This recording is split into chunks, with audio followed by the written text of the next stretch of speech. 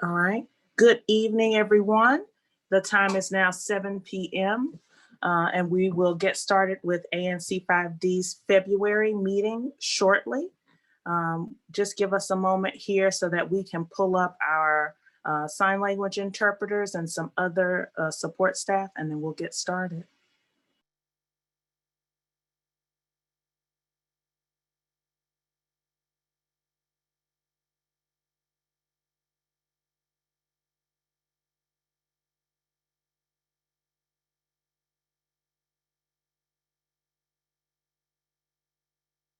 If you're one of our ASL interpreters, if you could please raise your hand so that we can see you and elevate you so that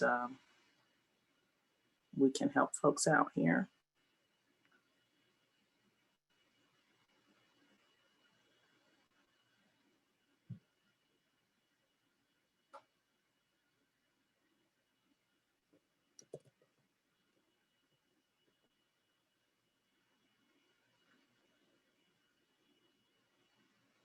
Okay.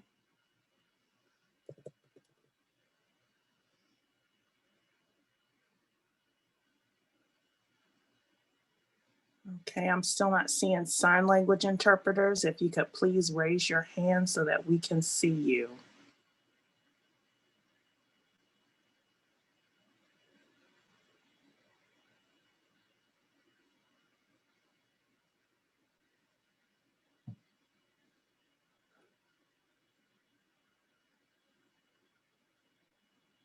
Okay. Bosco, if you're assisting us tonight, I'm going to go ahead and promote you to a co-host so that you can promote the ASL interpreters as they become available. All right. Thank you very much, Mrs. Siddle. Yeah. Okay. All right. While we're trying to locate our sign language interpreters, yes, Derek, I hear you, and we are working on trying to find those interpreters right now.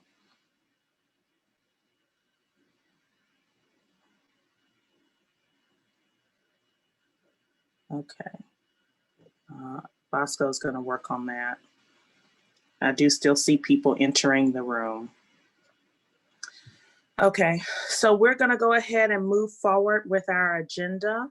I am the chairperson from 5D05, and I don't have a chairperson's report this evening. So we'll go ahead and move forward to our treasurer, Stephen Cobb. Do you have anything to share with us on finances? Nothing for me this month. Okay. We're having difficulty hearing you.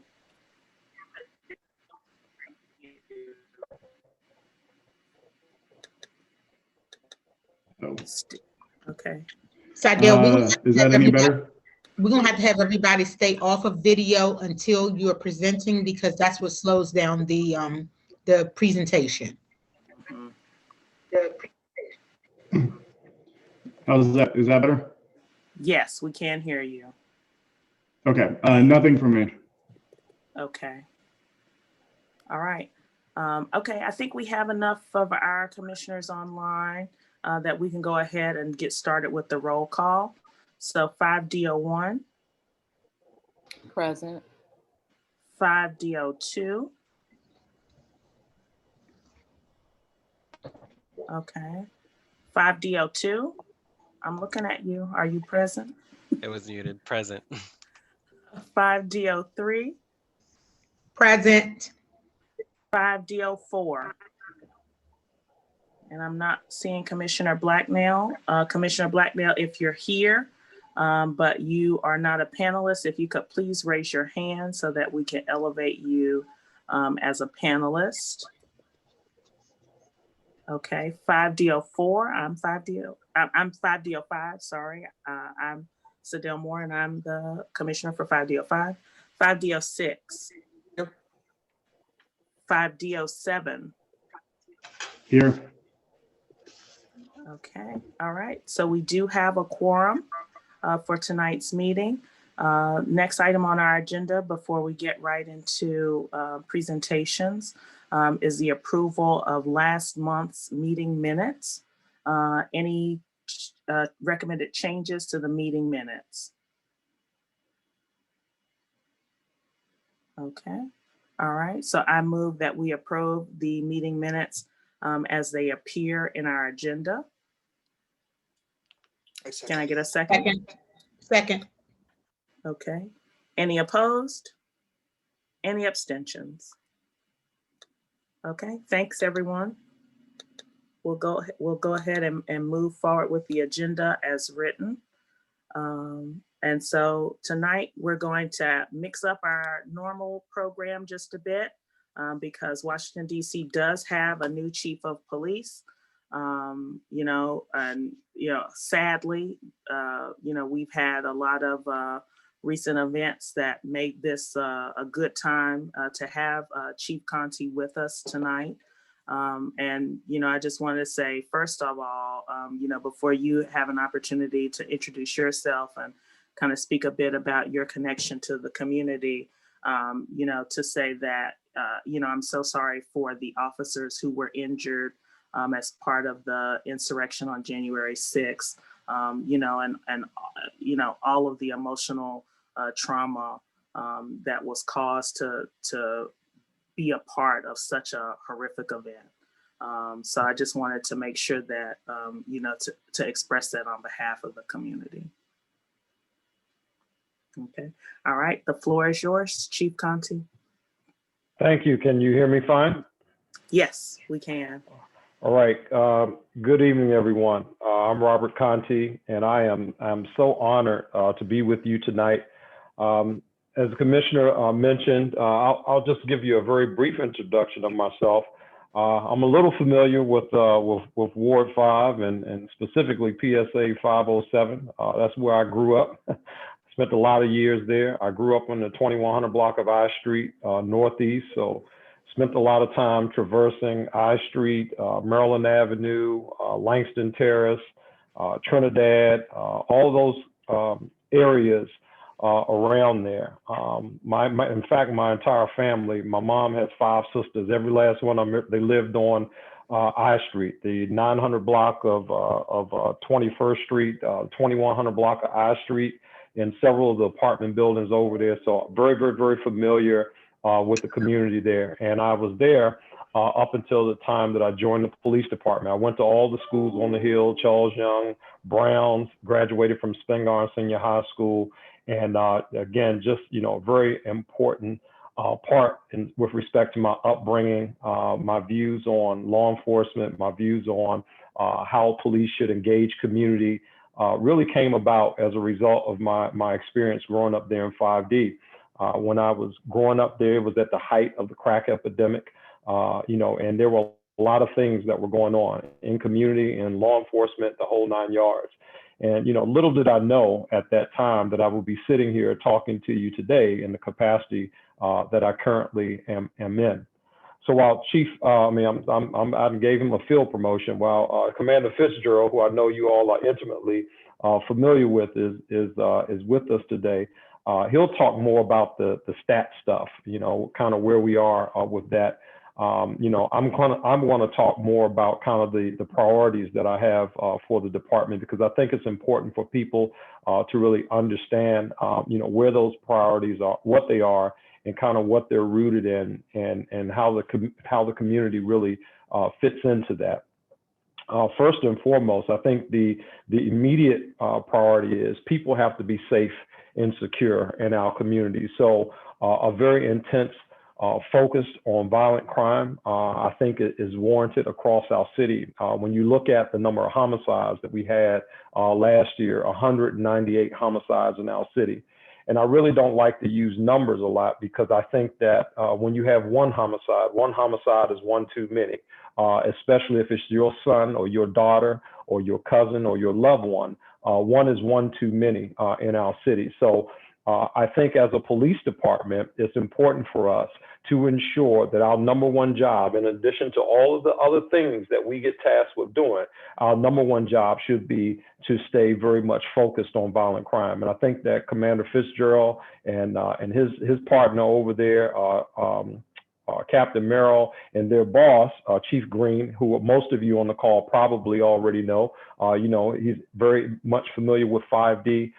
That is really my charge to these gentlemen, to make sure that we stay focused on violent crime in our communities. And in part, that means working very closely with the communities to develop those priorities. You can go across the landscape of the city, and if you're at 21st and I, or whether you're over on West Virginia Avenue, the priorities for those communities could very well be different.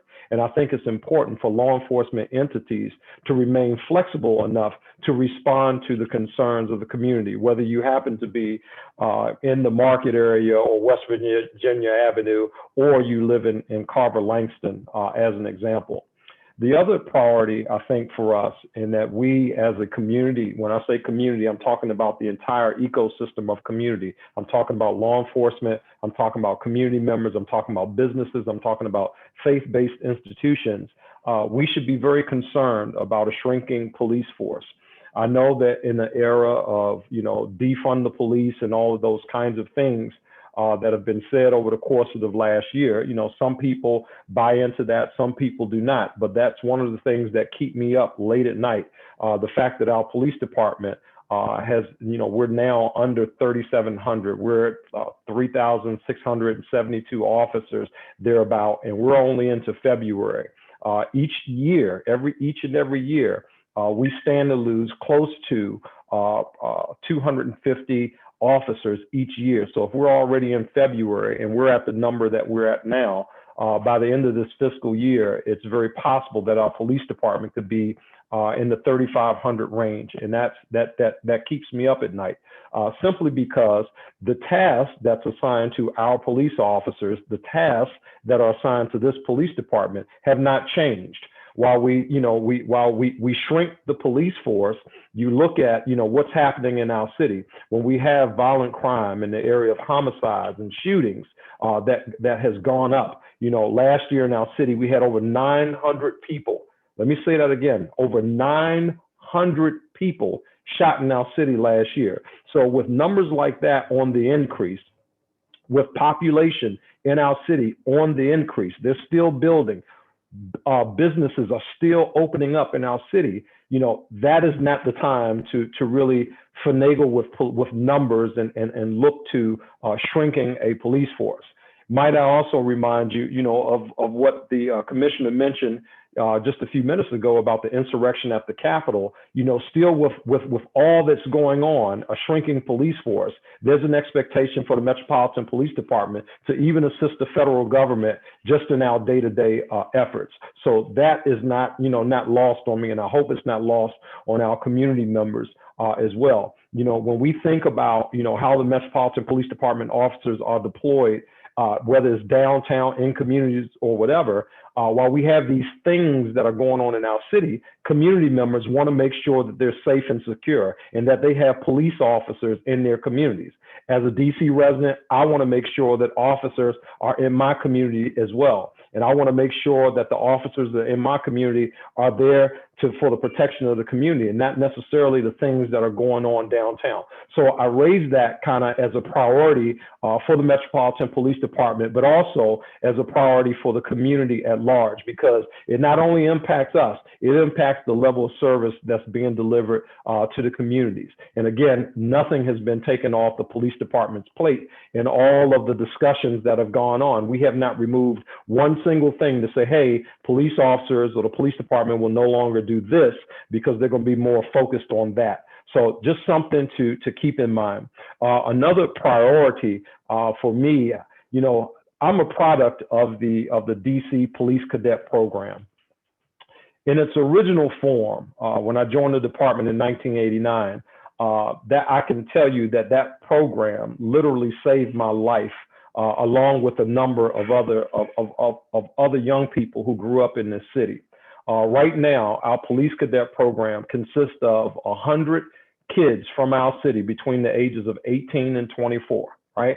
Might I also remind you that the 18 to 24 demographic is the highest category where we see people who are either victims of homicide, victims of violent crime, or perpetrators of violent crime. So that target age between 18 and 24 is very significant. But of the 100 police cadets that we currently have, 60% of the police cadets that we have are African American females. Let me say that again: 60% of the police cadets that we have currently are African American females. The males that are represented in the program, they make up, the African American males make up the largest, will make up the other percentage of that. And I think that it's important when you talk about the future of policing that we invest in our kids who are born and raised like I was, like Chief Green was, in this city. It's important that we invest in them, because these folks, these people, these young people that we're investing in, one is changing their life. It's going to influence law enforcement over the long term. And who knows, maybe a kid from Carver Terrace just happens to grow up and end up being the chief of a major metropolitan police department who has impact on policy, who has impact on strategy, who has impact on policing. So for us to sit kind of where we are right now with 100 police cadets, I know that as a police chief, I know that as a member of this community, that the need is so much greater, that it is so much greater. And I think that it's a wise investment to invest in the future of the police department by investing in our police cadet program. Moving on from there, the next priority for me really is the police department's credibility and legitimacy.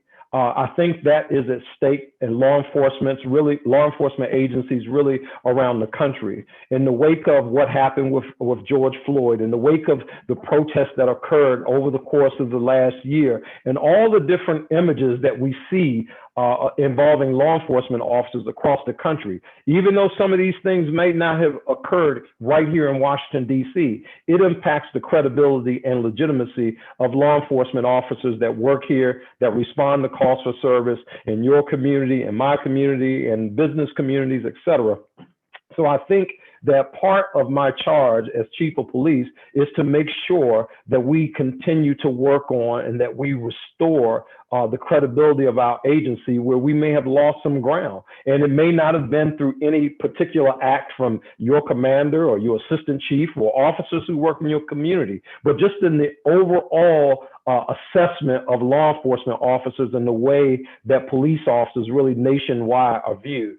Now, to get there, obviously, there's some work that we have to do on our part. And surely that work in part consists of making sure that we are strong partners with our community. I have a saying I always say, and I said this from day one: there can be no partnership where there's no relationship first.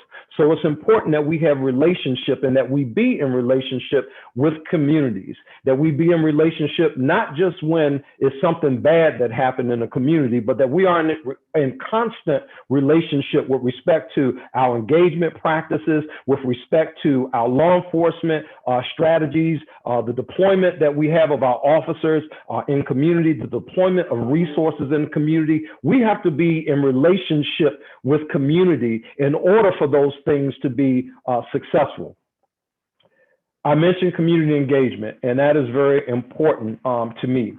One of the things that I did about, I don't think it's been a month yet, maybe 3 weeks ago, I directed all bureaus of the Metropolitan Police Department, sworn and civilian, that's over 4,000 employees, to work on their community engagement strategies and to charge each bureau with conducting at least one community engagement event in their respect. It doesn't matter to me in the city where they do it, but I want them connected to communities. I want them connected to faith-based organizations. I want them connected to schools. They can work out the details through their commanders, through their assistant chiefs, but I want this to be an all hands-on approach to community engagement. You know, Commander Fitzgerald does a great job over there in 5D, and he has a defined amount of officers. He has an outstanding community outreach team over there, but that's a handful of officers, right? We have a force of 4,000 people. And in my mind, you know, I'm thinking about the level of engagement when the whole police department is engaged in different community things. And it's not just what we think is important as a police department. The challenge to them is really find out what's important to the community and let's engage in those activities. Why? Because oftentimes what happens in law enforcement, be it here in DC or other places, the police department will go into a room, will come up with a great strategy in our mind, and then we kind of just give it to the community and say, hey, here's our strategy, you know, you just kind of got to take it. Well, I don't believe in that. And I think that it's part of our collaboration building. It's part of our transparency. It's part of our effectiveness in the community to make sure that we're focusing on things that are important to our communities. As an example, if you have, if we're going out handing out Starbucks gift cards to folks as a community engagement effort, but our community is saying, hey, it'd be nice if you guys could give out coats to kids who are in need in our community.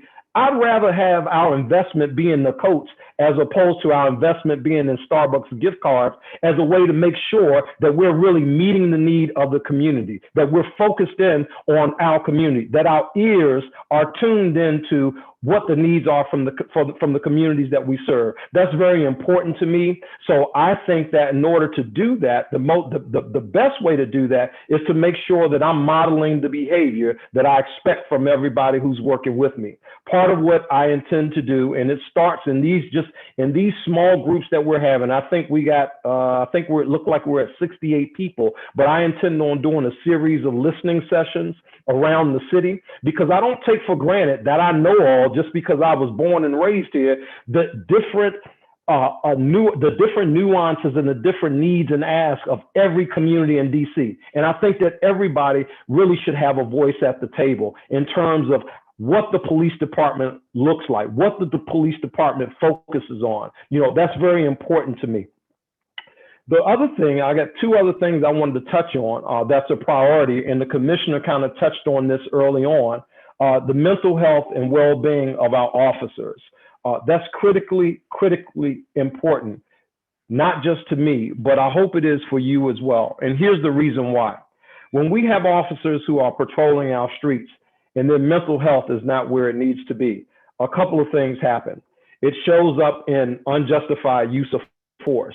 It shows up in how people engage and interact with our communities, whether it be a negative interaction or, officers overreacting to a situation. We need to ensure that their mental health and well-being is really in check. And when you have situations like we've had over the course of the last year, I mean, I would just, say, hey, look, step into the shoes of any police officer that's been working in law enforcement for the last year. And yes, we can say, yeah, it's their job to do that. But I just ask you just for 2 seconds, just to close your eyes and imagine standing on the front line with people who you don't know from a can of paint are screaming at you, throwing dead rats at you, throwing urine at you, throwing feces at you, throwing rocks and bottles and anything else that you can think of, simply because you come to work and you do your job.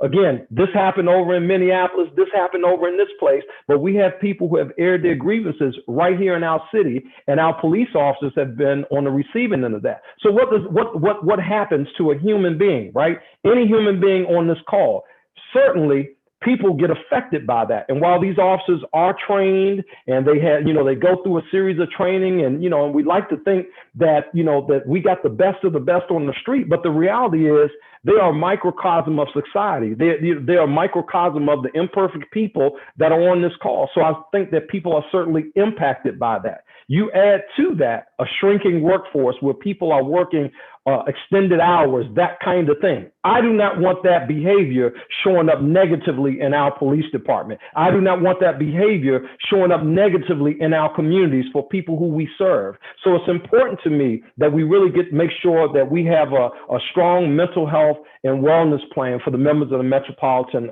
Police Department. The last thing that I'll say before we open up for questions or whatever the next thing is on the agenda to do, I said at the very beginning that, I want to be, as a police department, I want the Metropolitan Police Department to really be a trendsetter for law enforcement agencies, a blueprint, if you will, for law enforcement in the 21st century. And I think that that's very important for us.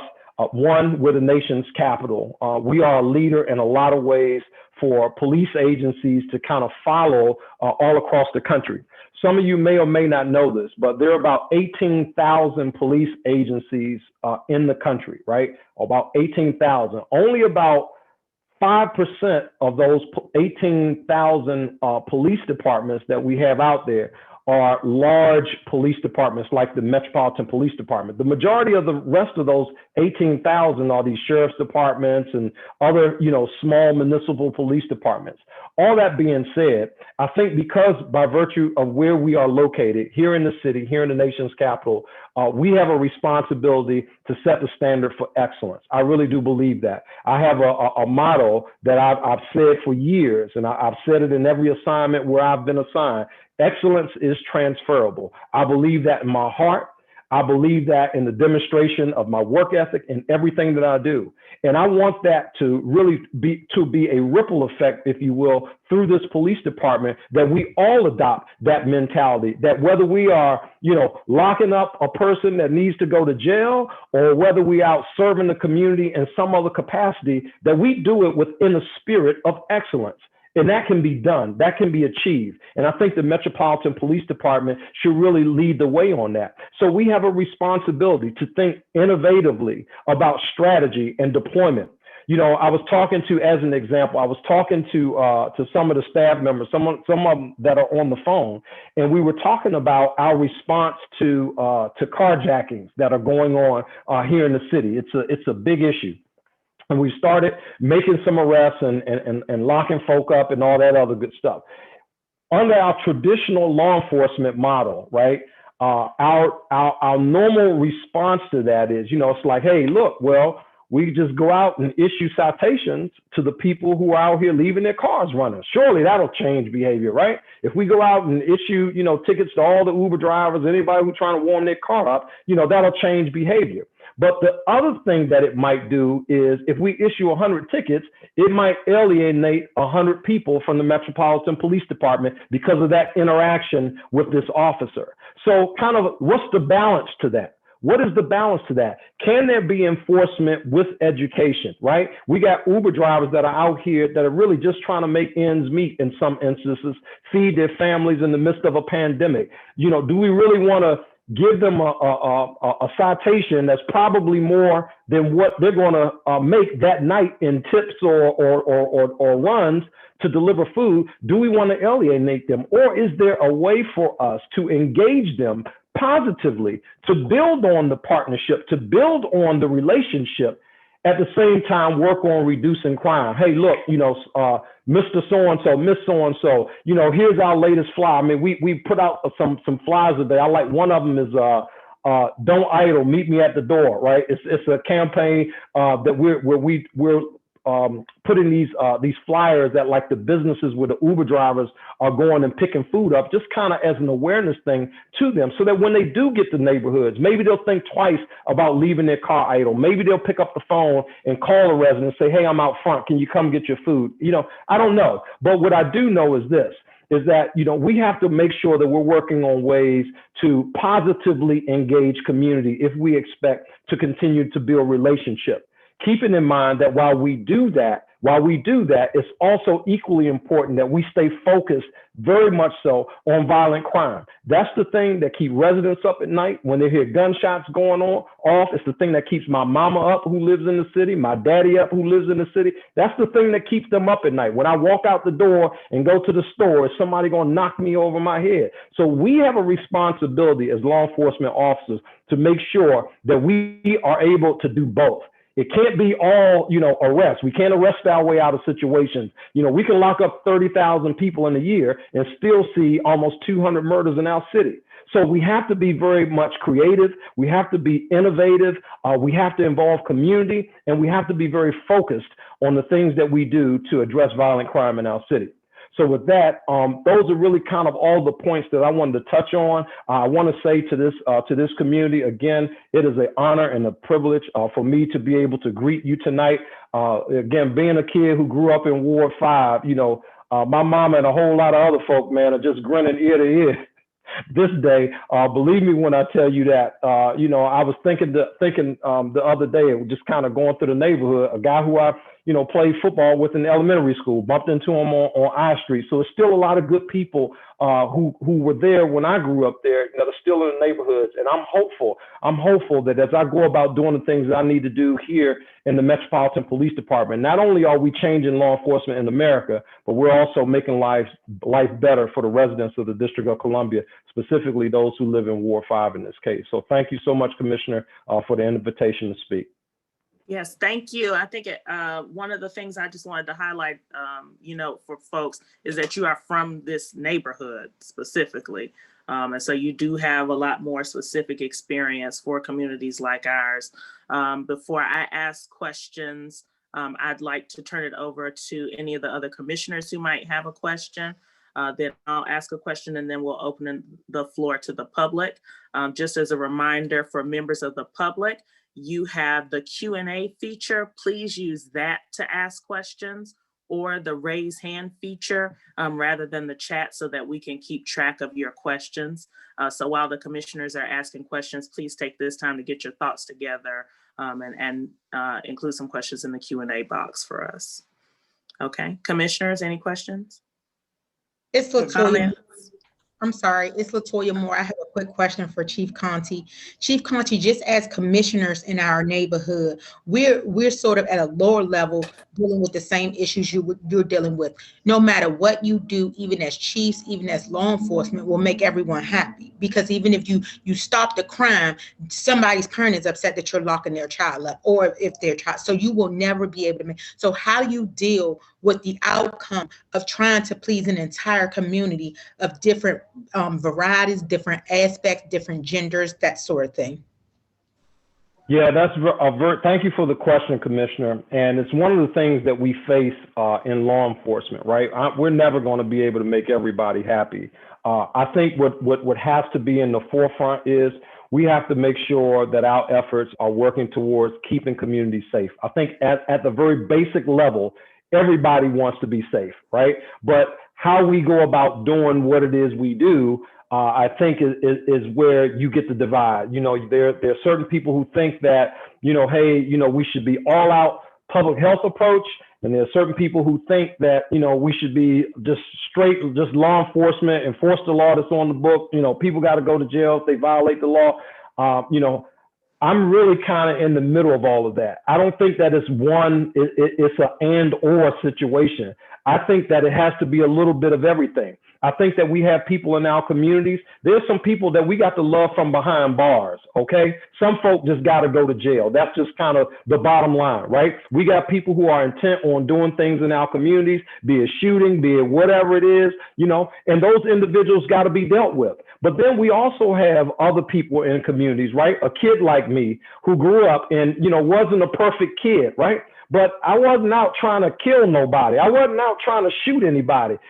Maybe I did something that my mama didn't approve of. Maybe I did something that the neighborhood didn't necessarily approve of. But I think we have to find out, what do we want to focus on? Can we agree as a community what our priorities should be? And understanding that even in that exercise, It's not going to appease everyone. But if we're focused on violent crime, if we can agree on that, if we can agree that violent crime should be a priority, and for those who want help, let's try to get them help through some other means other than law enforcement. And let's agree on that for those who don't want help, those who don't want a job, everybody's not ready for employment, right? Those who don't want a job, those who are intent on going out robbing and carjacking and those kinds of things, that there's a way, there's a system in place to deal with that. It's not a perfect system, but it's the system that we have. And my goal as chief of police is to make sure, number one, that our communities are safe. And people have a whole lot to say about that until it's their mama that's getting knocked over the head or their child that's getting shot or robbed. And then, you know, I've seen it in 30 some years, then that tune kind of changes. So, you know, hey,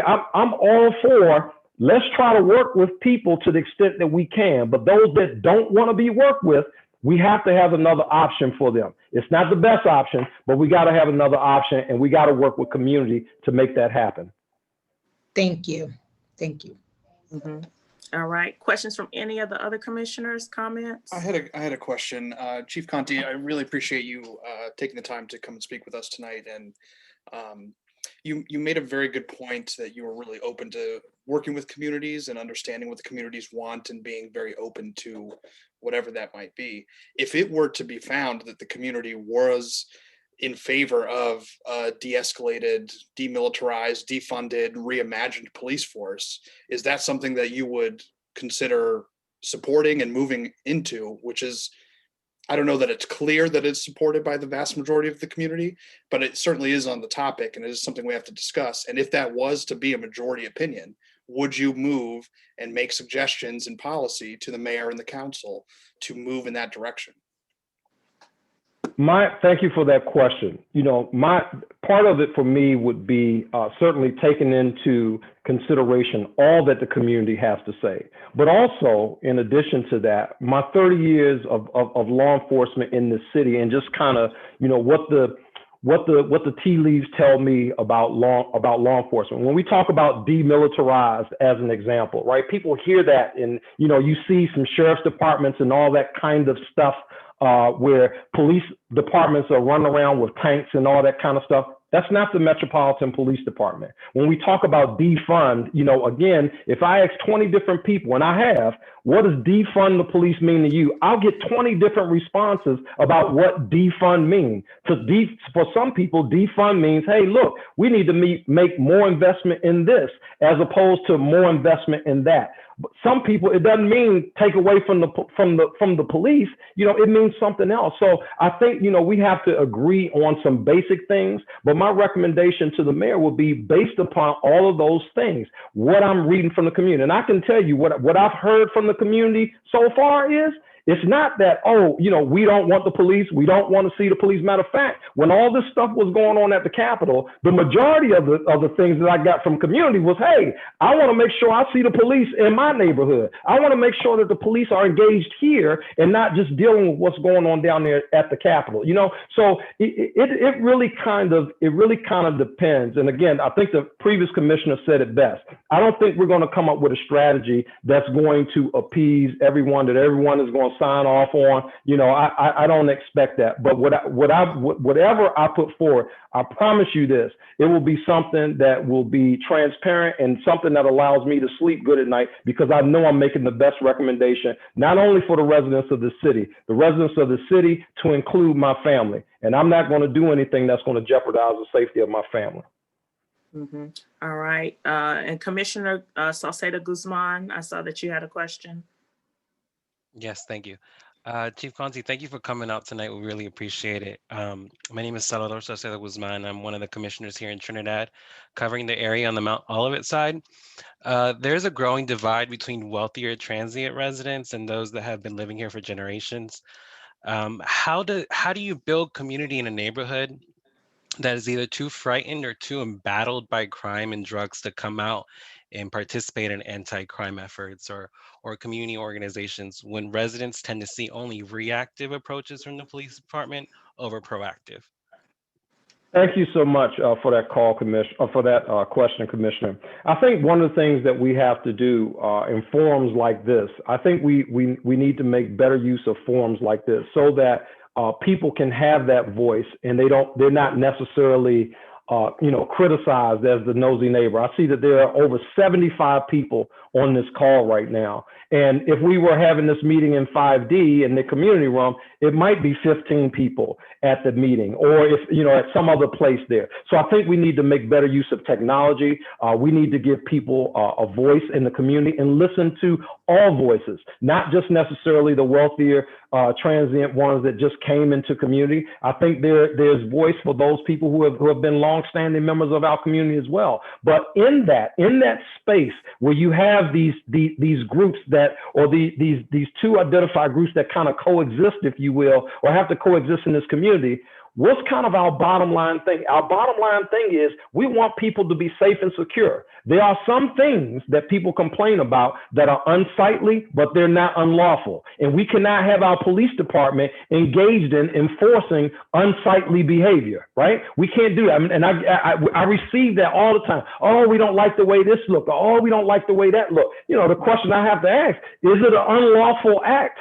If it's an unlawful act, then we have a responsibility as a law enforcement agency to engage to try to rectify that. If it's an unsightly act, then that's something where the police department, when I think the other commissioner was mentioning something about the whole defund the police movement. That's when we need to look at some of these other levers that we have the opportunity to pull to engage some of the unsightly behavior. For example, why are these young men that have been hanging out here, for decades? Why have they been doing that? Why is it that a guy who I went to elementary school with is still hanging out in the 1800 block of I Street is beyond me, but it happens in our communities. So with that, is that a police problem or is that not a police problem? I would argue that it's not necessarily a police problem unless they're engaged in criminal behavior. If it's not criminal behavior, then as a community, the ecosystem that I'm talking about, right? As a community, we have to figure out what works best to remedy this. And it's not introducing a person to the criminal justice system, because they had a beer or something like that. And again, I'm not minimizing. I'm just simply saying that if we're talking about defunding the police, de-escalating, you can have that debate all day long in different communities, and depending on which group you happen to be talking to, get very different expectations. So what do we want our police officers to do? We pull them back and forth, back and forth. We got to stay focused on what's unlawful, not necessarily what's unsightly. Okay. All right. This is a great conversation. I'm gonna make a comment and ask a question briefly, and then I'm gonna hear from the residents, and we'll have 2 residents on the line first, and then 2 residents from the Q&A box. So we won't have time to get to everyone during this segment. One thing I wanted to point out, I was taking notes as you were talking about the style of community engagement. And I just want it to be known as a point of reference from my perspective. I think that one of the things this community is really interested in seeing is a consistency. And so a lot of the community engagement, I think, can be event-based, and those are fine things to do. I think people are looking for things like the officers getting out and walking around, especially on some particular blocks, or just as they're walking around speaking to people. I know that they count foot patrols in different ways, the scooters and the bikes and things count. But when the community here is saying foot patrols, they mean walking around. We can see you, we can talk to you, we can have, polite conversation and engagement when there's not something going on, not after something has occurred, but before. So I think seeing some consistency there just on a regular basis and having that be in the policy, no matter who is in any given position, is important for people in all of our communities. And then really quickly, a second comment on leveraging relationships with other agencies. I think a lot of the defund conversation we're having is as though all of these things are happening in a vacuum, but DBH exists, ones exist. I'm on the email chains when Captain Merrill is reaching out to DBH. We already know that these things these other agencies are available. And I know we have a question about it, but I just wanted to raise that because I think that collaboration is really a lot of what people in this community, expect to see and hope to see more of. And then this was the last question, or the only question I have. I was very troubled to see as people were beginning to be arrested after the insurrection, that a lot of these people, I think the number of people arrested, 1 in 5 had some kind of military or law enforcement training. And I know that police departments and the military are taking this opportunity to really look at staff who might be involved in extremist groups. And I wondered if MPD is making any efforts to suss out any individuals who might be, MPD officers that are also engaged with some of these extremist groups that were involved in that, or involved in domestic terrorism. Absolutely. Thank you for that question. The short answer is yes. I think that we have to, kind of go beyond the scope of what we, traditionally use. I'm working on some things right now internally to look at perhaps having a third party that's not necessarily connected to MPD to make some assessments of our agency. I think that that's very important to do those things. Inside out look of what's happening internally to MPD, but also, some of the things that we do on the outside. I'm looking forward to that. I'm kind of trying to work through the details. So I don't want to, present a unbaked product, but it's certainly something that's on my radar. Just in the interim, though, we already have policies in place within the Metropolitan Police Department. There's some stronger language that I'll be issuing to our agency with respect to that. But I think that, I don't think we'll ever be, as a police agency, a military, a country. I mean, I like to believe that, you can totally root out all of that stuff, but I'd be lying to you if I said, hey, look, that's absolutely 100% going to happen. But, again, police departments, wherever they are a microcosm of our society. And I go back to what I said initially. I think it's very important that we look to build a pipeline of police officers that are born and raised right here in our city. Washington, D.C., I always say that, we're an international police department because we are. We got people from all over the world that are metropolitan police officers. But the unique thing about our city is that we have kids who are right here in this city who are interested in this. I got 100 of them in the academy right now. Not only have we hired them, but we're educating them. We're paying them. We're giving them health benefits. We're changing, we're introducing these kids to generational wealth and helping them to understand things that were probably, well, let me speak for me. It was never explained to me when I was a kid growing up on 21st Street. I didn't get some of these life lessons that I got later on down the line. So I think that, as you kind of deal with the whole, extremist stuff and social media and all those things, yes, you have to root out that stuff. But the other thing that you have to do, you have to invest in your own in these communities and make sure that our police department is reflective of our DC communities and the values that we stand for in this city. Okay, well, thank you so much. I'm going to move forward to questions that I have on the line. I'm going to do 2 from the call list. And Kim Lemcool, you're up first. You're allowed to speak now. Hey, can you hear me okay? Yes. Yes. Thank you so much. Chief, I just had a question to follow up on the point you made early on about staffing, that you're concerned about staffing levels at MPD. And the specific thing I heard was that the city, the mayor, the council is not reducing expectations on police, right? And so that's why we need to frankly, staffing levels for MPD have been the most overpoliced city in the country. So to really ask a good faith question about it, if we're looking at reduction in force, which happens from attrition and may happen from budget cuts, and personally, that's something I support as a member of this community, what would you be open to, or what could you see in terms of the city reducing expectations of MPD? Like, there are questions about school resource officers. There are questions about engagement with unhoused folks. There are questions about traffic stops that could go to a different agency. What comes to your mind, or what would you be open to in terms of that conversation? Thank you for the question, Kim.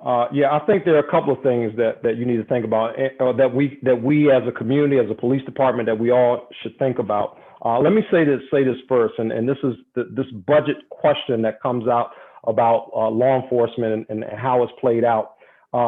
If DC's budget was $1 for all of the money that we have in our budget, if DC's budget was $1, MPD makes up about 3 cents of that $1.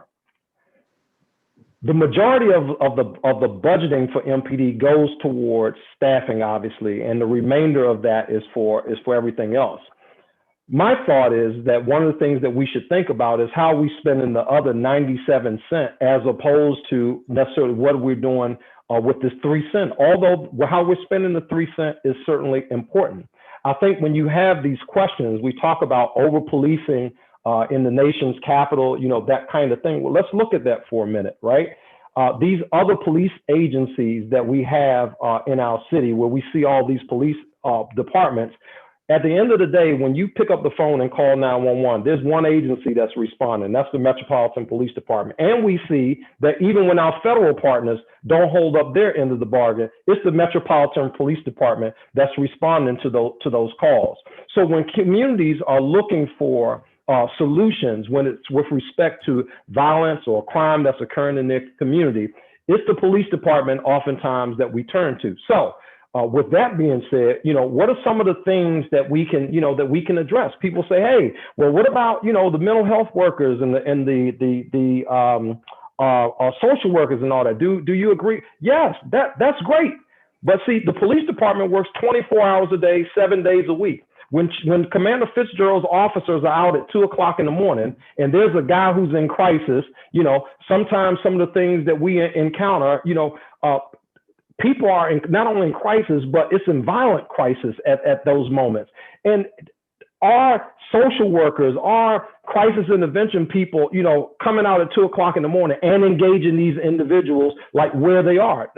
In most cases, that's not happening, right? So the question is, what's our response now? If that comes on the table and they're mobilized and the investments is made and people are hired and they're working around the clock and, you know, we don't call the police for that anymore, you know, that's fine when we get to that. But what's the plan today? What's the plan right now? And I think the plan right now, if there's a guy outside outside of where you live right now, he starts breaking out car windows because he's in crisis, I guarantee you the majority of the people in that block, they're going to call the Metropolitan Police Department to respond to that. They don't know what number to call for a crisis intervention, you know, expert. And perhaps, you know, from our side of it, you know, maybe the dispatchers would send them out. But I would argue again, and just in what I've seen across the country, when you talk about law enforcement officers and folks partnering, that might be a good model for us, right? So you have both responding out. But does that mean less police officers? Maybe, maybe not. I think we got a lot of things to think about. I think there are decisions as communities that we need to make about what's important to us. What we want our police officers doing. We mentioned officers that are in the school. I get that. We want our kids to be, if you have kids in DC public schools, I have a kid in DC public school, a high school student. I want my daughter to be safe in her school. When I was the captain in charge of homicide and Chief Green was working with me as a lieutenant, I went to Ballou Senior High School when a young man got murdered inside of his school. How did he get the gun? Inside of the school. There's a reason, and that really kind of prompted these SROs to be in the schools. Here's the difference about the different thing about the Metropolitan Police Department with that. You know, our SROs are not deployed like, you know, SROs around the country in terms of how we engage our kids. We just don't deploy like that. And I can tell you that as a kid who grew up here, who went to school here, there's a special relationship between the kids who are in DC public schools and their local police officers. A lot of the things that happen in community, guess what? Those issues, those beefs, oftentimes they spill over into the schools. And while, yes, we should have people there to deal with those things, a lot of times it's the police officers who are diffusing those situations. We don't want to arrest a bunch of kids. And the police department has started moving away from that over the course of the last 2 years, for certainly has started moving away from from arresting these kids in school, introducing them into the system, you know, learning some lessons over the past years. Okay, this is something that should be handled by the school, not handled by police. But if the majority of parents in DCPS said we should take our officers out of school, then guess what? I think we should do that if that's what the majority of the parents say that they want. But what I've been hearing from parents, from the majority of parents, again, this is totally anecdotal, but what I've heard from the majority of parents has not been, hey, we take the police out of school. We want better from the police. We want to make sure that when we send our kids to school, that they're not being terrorized by the police or that they get locked up just because they get into a fist fight with kids. So we want better policing, not that we want no policing. So I know it's kind of I tried to kind of cover all the different things, but I'm certainly open to community discussion around these issues because I think it's very important. And again, going back to our credibility with the community, you know, we're credible if we're acting in good faith with our community partners. And I don't want us to be doing something totally contrary to what the majority of DC residents say, you know, we don't want to do. We don't want the police in the school kind of thing. If the majority of the community don't want that, then, you know, the Metropolitan Police Department should be looking for a better way to utilize our police officers. Okay. All right. I'm going to try not to duplicate questions here. So I see that you did actually answer a lot of our Q&A questions. So I'll grab one comment from the Q&A as soon as we hear from Ms. Juanita Diggs, who is the current president of Langston Civic Association. Good evening, everyone. Can you hear me? Yes, I'm Ms. Diggs. Very good. How are you? So good. I live at 1113 21st Street, and a few days ago there was a multiple shooting. In fact, I called it in. I have to give kudos to the 911 dispatcher. She actually got people here really fast. And secondly, I'd like to know if that person is lucky enough to still remain amongst the living. Yes, he is remaining amongst the living. That situation is still under investigation. We don't know a lot. We've talked to the young man extensively. Not sure exactly why he was targeted. It appeared to be a targeted shooting, but we're not exactly sure why, and that matter remains under investigation. He has non-life-threatening injuries, and he is recovering. Okay. All right. Thank you for that. And I'm just going to, as our last item here, and I'm sorry I'm having to not be able to get to all the questions, but I will share everything we've got in the chat with the chief via email as well. From Matal Lyons Warren, thank you for coming on and speaking to our ANC. I hope this is being done for all ANCs, more of a food for thought comment. The individual perspective leads to a lot of blame and division. How do you take into consideration the systematic issues that feed into those in our community concerns? Those you speak about hurting the community are also part of the community. Okay, and so that was a comment from Matal Lyons Warren. On behalf of our entire community, I want to thank you for your time this evening and your candid responses to our questions. And I definitely look forward to this not being a one-time event. You know, our neighborhood has been plagued by crime for generations and very serious violent crime. And so I hope that as part of this, you know, new approach to community policing in Washington, D.C., that we'll be having more conversations on a more consistent basis so that we can try some different things and figure out what works. Because I do think that that is a collaborative and a community conversation, you know, and as new concerns and new issues arise and new challenges arise, I think it leads to new conversations. So thank you so much for your time this evening. Much appreciated. Thank you. Again, it's my honor and pleasure to be here with you guys, and I look forward to coming out to the community. You know, whether some folks want to join and walk in or whatever it is we do, I look forward to it. It's home to me. I walked a many a day up and down I Street to that Safeway down there and back home. So, you know, it's nothing but a walk for me, and I'm sure it's plenty of residents that are still living there. So it's great seeing everybody tonight. Thank you. Definitely. Well, we'll send you an invitation. Absolutely. I look forward to that. Absolutely. Take care. Right, thank you. All right. Have a great evening. All right. All right. Sorry about being a little bit over time, everyone, but I thought that was definitely a worthwhile conversation to keep going and try to get to as many questions and comments as we can. So we're going to move forward in the agenda. We do have the public safety report next up on the agenda. But before we get to that, we're still down a commissioner, but we're going to go ahead and approve the agenda for tonight. And then we'll answer some more of your specific questions about violent crime and other challenges in our community. We have everyone present. Commissioners, do you have any needed changes to tonight's agenda? None. No. Nope. No needed changes to tonight's agenda. Okay, I move that we approve the agenda as written. Can I get a second? Okay. Second. All in favor? Aye. Any opposed? Any abstentions? Okay, all right, so we'll move forward in the agenda with our public safety report. And Commander Fitzgerald, it looks like you are giving tonight's report.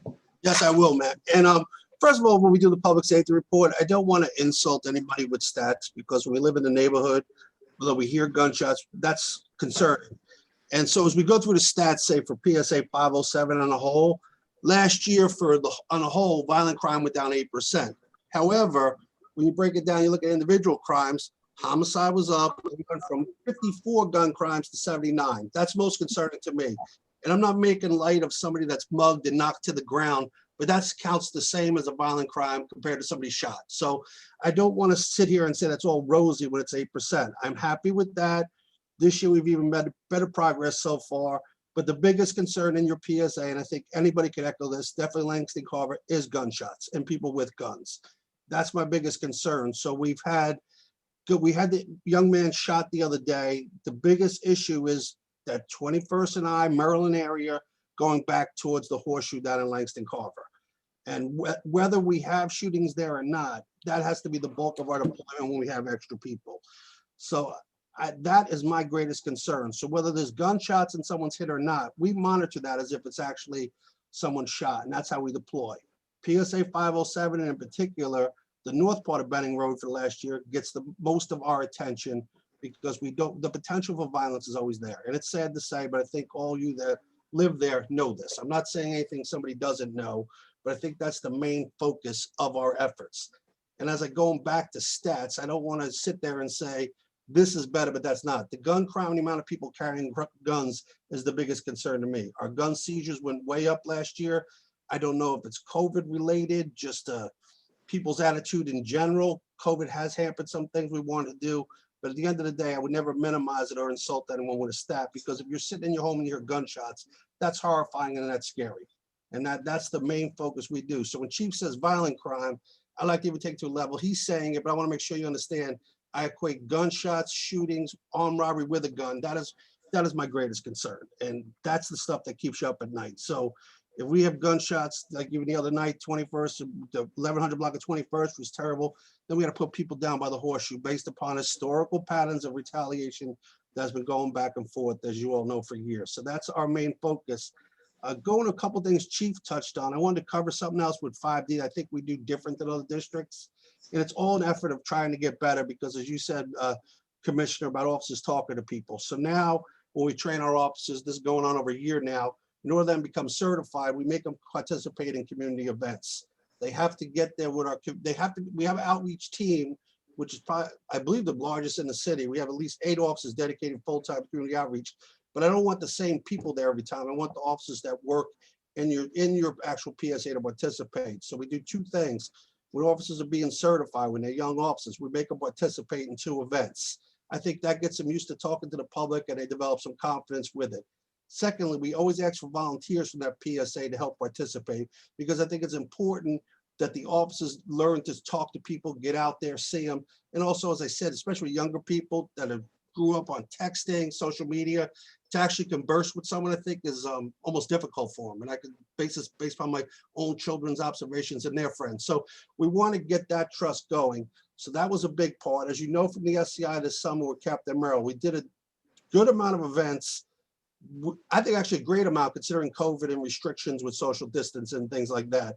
So when hopefully this vaccine takes off, we can get back to doing more of that stuff. Another thing I wanted to get to was as far as like policing evolve, we started over a year ago in 5D a homeless outreach unit. So they go out, they talk with the homeless, they help bring the services to them, like DBH, like you said with Captain Merrill. We try to get them out because we're the ones dealing with people every day on a firsthand basis. And what we learned from that is they started two and a half years ago in DC, a pre-arrest diversion program. So if someone's arrested for a minor offense, instead of arrest, you try to get them these services. But now they've even changed it. We don't have to identify them doing a criminal act.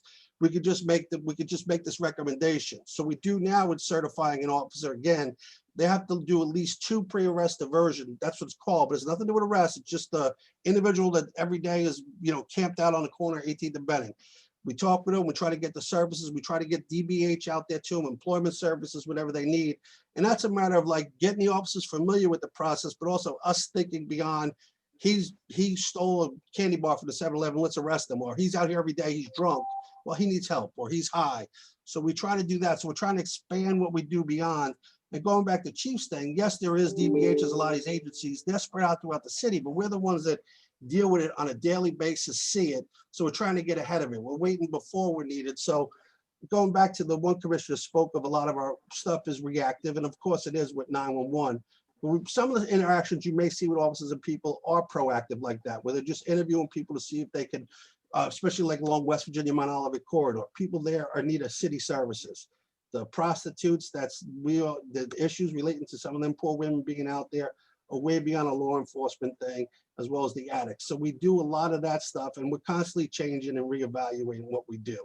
And as I said, I think that's more important than statistics or sitting here giving you statistics and trying to make it look like we're doing a good job or a bad job.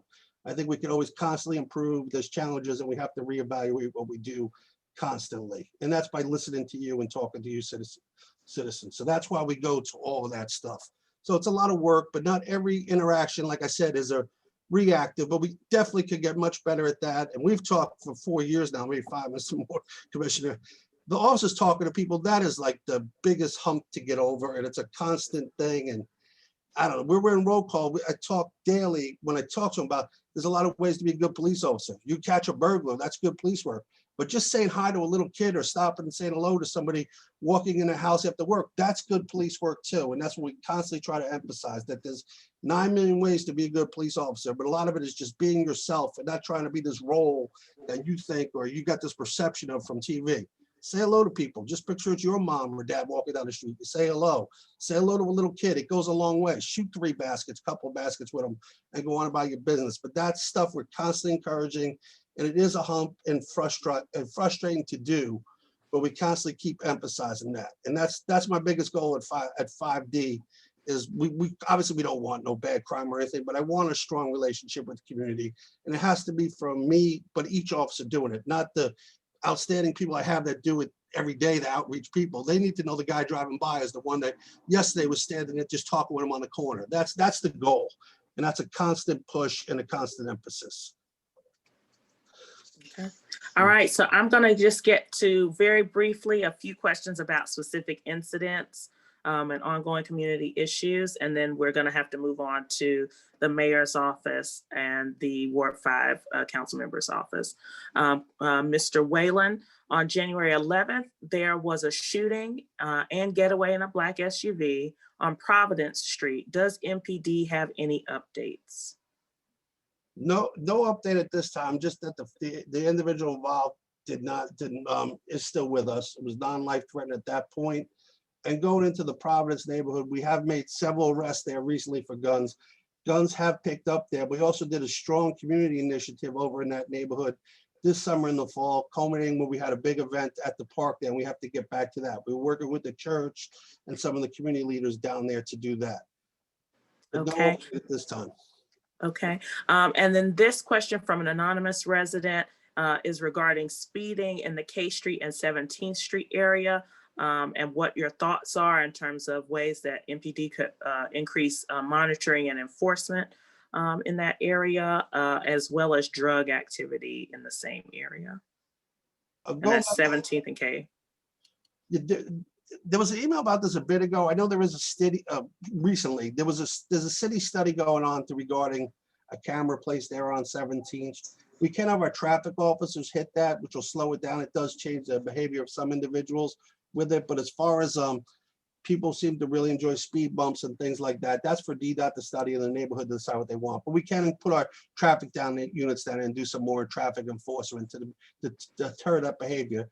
But it goes back to Chief Conte. We don't want to alienate 900 people. Like 17th Street couldn't get up for the last almost year. Now that the construction ended, now we have that other issue there. So we'll address it with our traffic units, and we'll gladly offer any input regarding the DDOT study that they would want from us. Okay. And then the last question we have from Jessica Mosley. Is there a plan to address the rampant prostitution on West Virginia Avenue? We do a lot of prostitution enforcement, but the only way we're going to really address that is we have to get service out there to help these women. One, the penalty, and I agree with it, is not much for prostitution. It shouldn't be. But as you look at the prostitutes out there, they're people in strong need of city services, whether the drug addiction, mental issues. It is a problem, and we have to move them out, but we can only do that through help through city social services. We could arrest 900 prostitutes this year there, and they'll still be back the next day. And like I said, it's not something that you can't arrest your way out of that problem. I think that's a problem that really needs a team with, and we could speak with more people, but I think getting the social services down there is the biggest issue on West Virginia, or prostitution in general. Okay, and I just saw a quick correction pop up on the screen. I missed it about the distinction between 17th Place and 17th Street, just for some awareness there. All right, thank you so much for your time this evening, Commander Fitzgerald. And then as far as additional questions in the chat, I will share those with MPD at a later time. And thank you for having to get answers to everyone. Thank you for having, appreciate it, man. Thank you. Thank you. Okay, let's move forward in our agenda to the mayor's office. I think we have Mr. Nokomis Hunter with us this evening. Mr. Hunter? Or is Ms. Butler giving the report? We can both give the report. I know he was in here, but he was having some technology issues. So I'll start. Once he jumps in, I'll just mute myself. Good evening, everyone. Thank you for having me. My name is Brittany Butler. Again, I'm one of the Ward 5 liaisons to the mayor's office, and Nokomis Hunter is my partner, also doing outreach from Ward 5 for the mayor's office. To start, the most important update I wanted to give you guys is about the vaccine. Tomorrow, the United Medical Center is opening up their portal at 9 a.m. I will drop this information in the chat as well. Their portal is a call-in. So the number is 202-574-6473. The portal will be available between the hours of 9 a.m. and 5 p.m., but obviously the portal will close sooner if they fill up all of their appointments before the 5 o'clock closing deadline. So if you know anybody who's 65 or older or in that critical 1A or 1B group, please let them know that United Medical Center does have appointments starting tomorrow at 9 a.m. All right, thank you so much. Okay. And moving on, I just wanted to also acknowledge one quick point. Ward 5 is still number 2 on the list of wards with the highest number of coronavirus cases. And I was able to get some clarity on the question that was posed to me by some of the commissioners. So those stats are in fact accurate.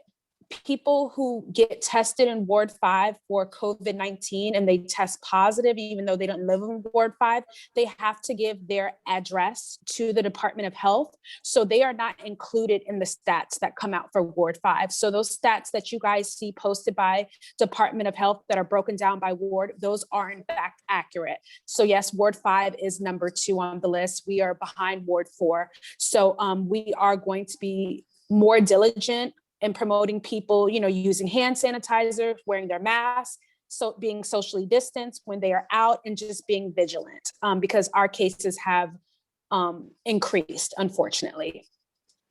Any questions so far? So I don't see any questions here from the mayor's office. One from Ms. White, isn't there a mandatory mask mandate? So to answer your question, yes, there is a mandatory mask mandate. However, the enforcement piece is what I think a lot of people are confused about. If you go into a business, they can ask you to wear a mask or leave. But if you're just walking down the street, and also Metro released something that if you're on the Metro and you're not wearing your mask, they don't have to issue you a ticket or arrest you. It's just strongly encouraged that you wear your mask. So that's kind of the tug of war that's going on right now. the masks are mandated, but there really isn't any real punishment in certain areas of the city if you don't have a mask on. The most important enforcement is just the individual businesses where they can ask you to leave if you don't have a mask. Okay, all right, thank you. So that's all for questions that I see in the Q&A. And just a reminder for folks to please use the Q&A to ask your questions so that we can keep up. Okay, thank you so much, Ms. Butler. We're gonna move forward with Councilman McDuffie's office. And I think we have Mr. Silas Grant on the line with us to give that update. All righty, can everyone hear me? Yes. All righty, good evening to everyone here at ANC 5D. Thank you all for allowing me to present yet again. I want to give you all a couple of updates. And so essentially, I want to start with a topic that sits a little outside of ANC 5D, but it certainly impacts you all.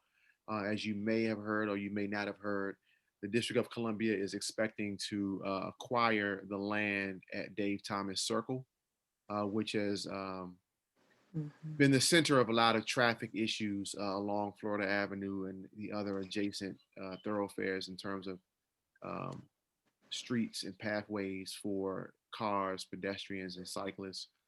And so the district filed an eminent domain lawsuit last month, and they're expecting to take over the land and begin construction on a redesign late this year in 2021 or early 2022.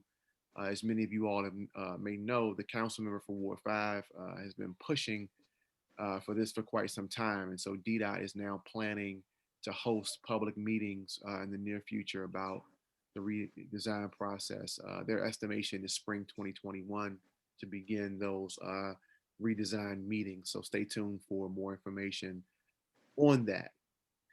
The council member also led the way earlier this month to pass the Fair Meals Delivery Act. Essentially, there were third-party meal delivery services who were posting outdated menus of restaurants on their sites. And so as a result, the experience of ordering food on some of these third-party sites was less than satisfactory for a number of consumers.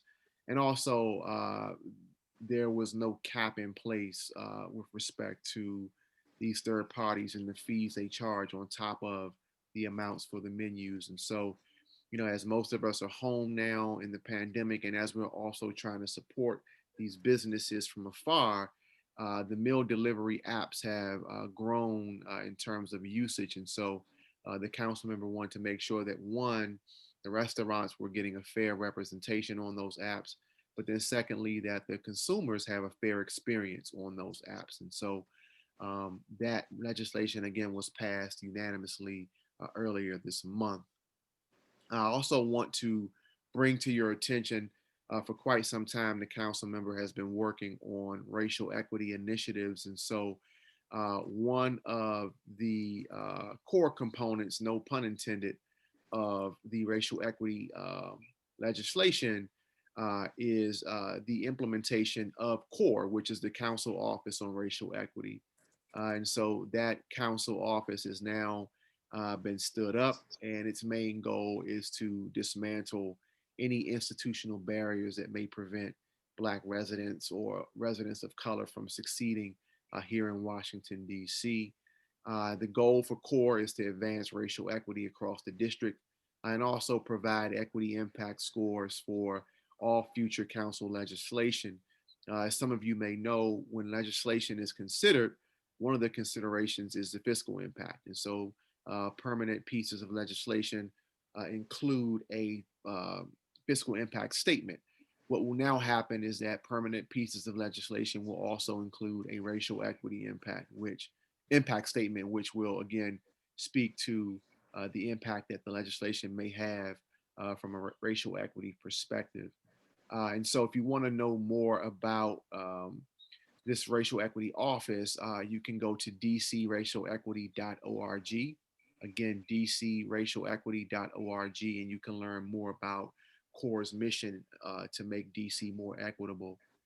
The next thing I want to speak about is the vaccination process that's taking place now during COVID-19.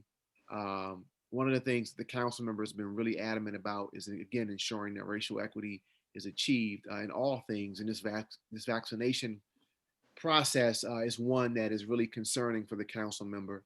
The Politico put out an article recently that said that on a nationwide level, only 5% of the vaccinations have gone to Black people, only 11% have gone to Latinos.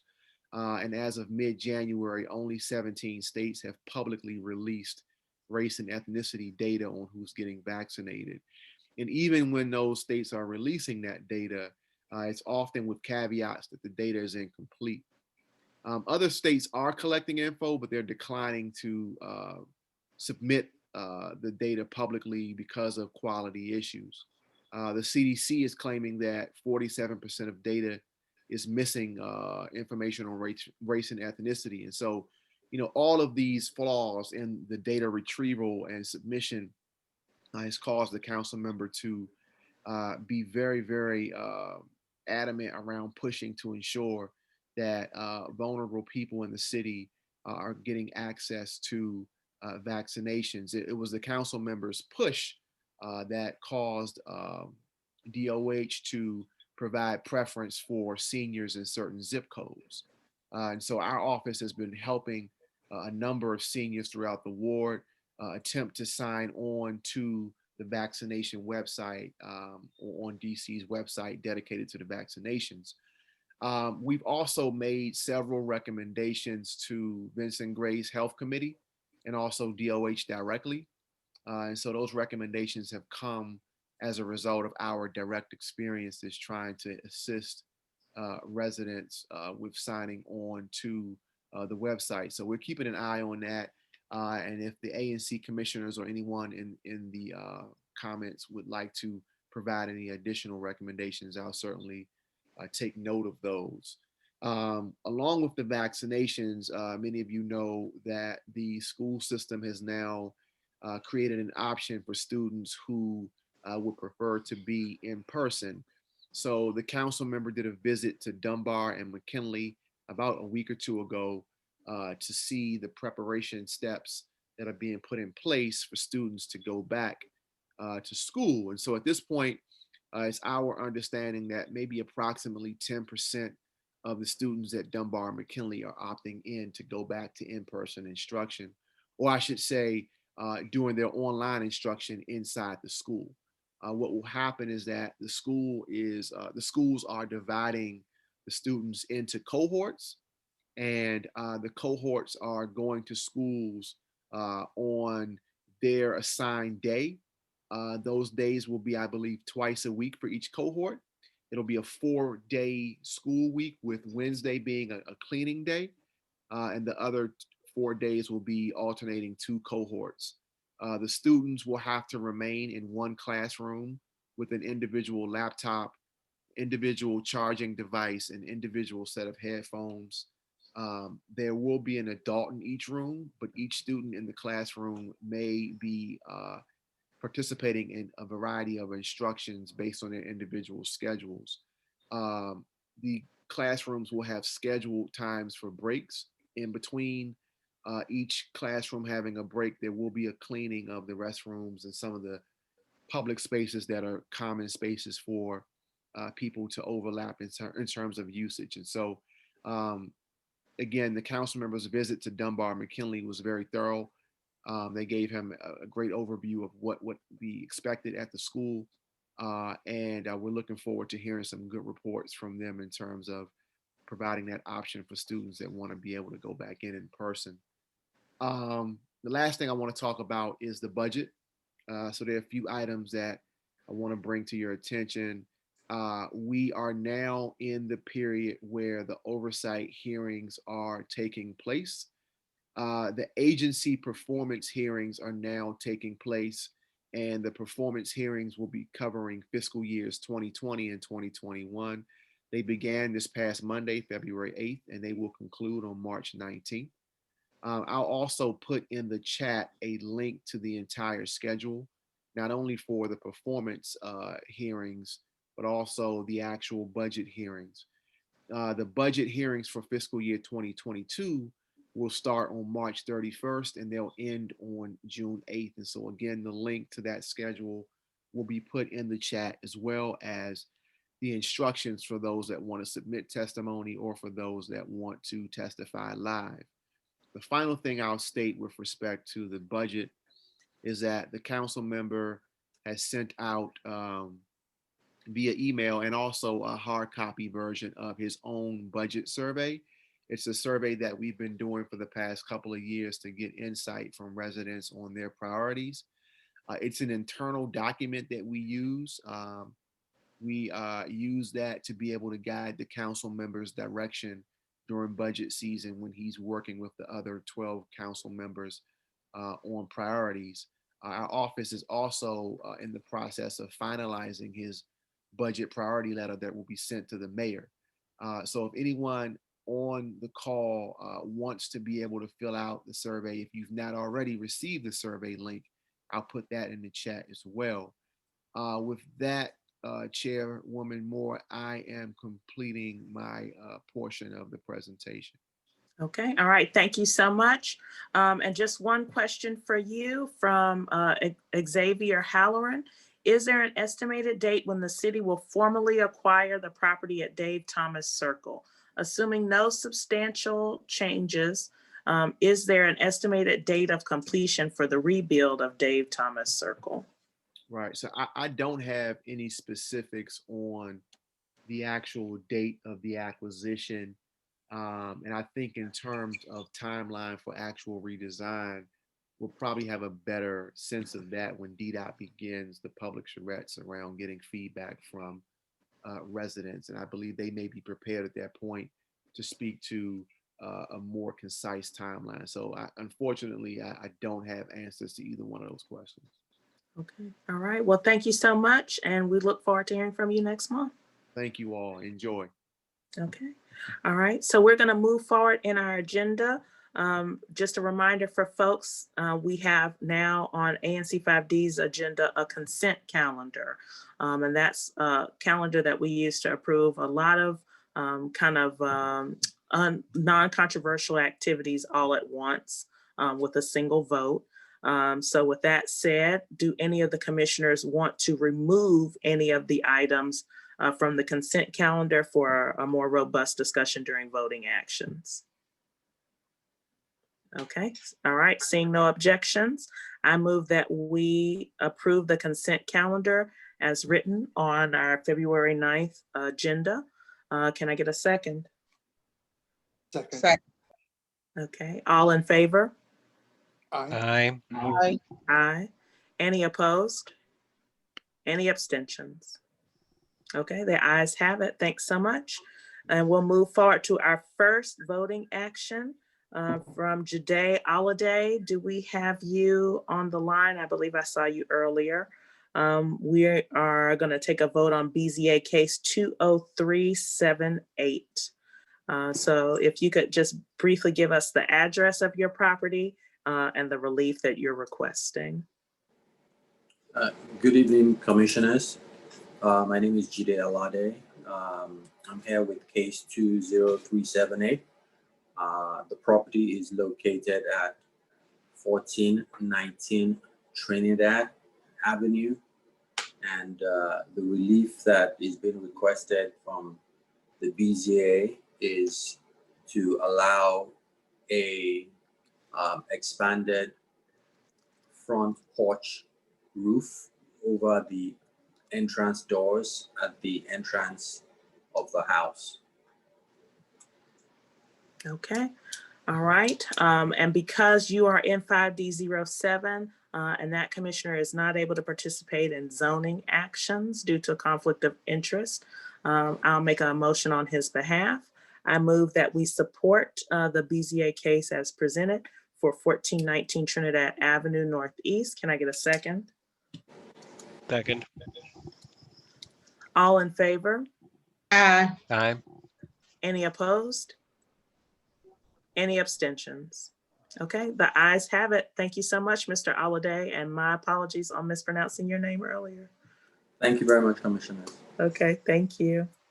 We're gonna move forward to Mike Perrine from 1701 H Street, and this is a change to a previously approved planned unit development. So Mr. Perrine, if you could briefly share with us the change that you are seeking our approval for. Thank you. Can everybody hear me correctly? Yes. Yeah, so thank you. We have two modifications proposed to PUD Order 1531 with respect to this project. One is to add a partial 7th floor to the building, approximately 6,700 square feet of floor area to allow for an additional 10 units facing Benning Road. 4 of those additional 10 units would be devoted for and reserved for IZ units at 50% of the average median income.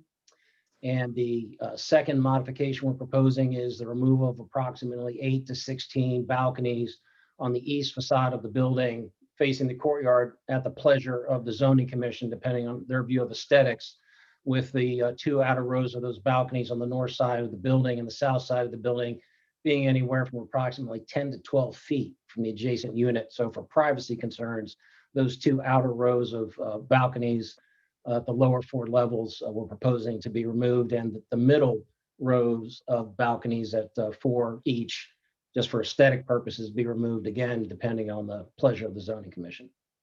Okay, all right. And just for our folks following along from home, I want to make it clear that when people are mentioning IZ units, what they're saying is affordable housing units. And so what Mr. Perrine is sharing with you is that, you know, there had already been an agreement with our commission to have a certain amount of affordable housing at 1701H prior to my becoming the commissioner.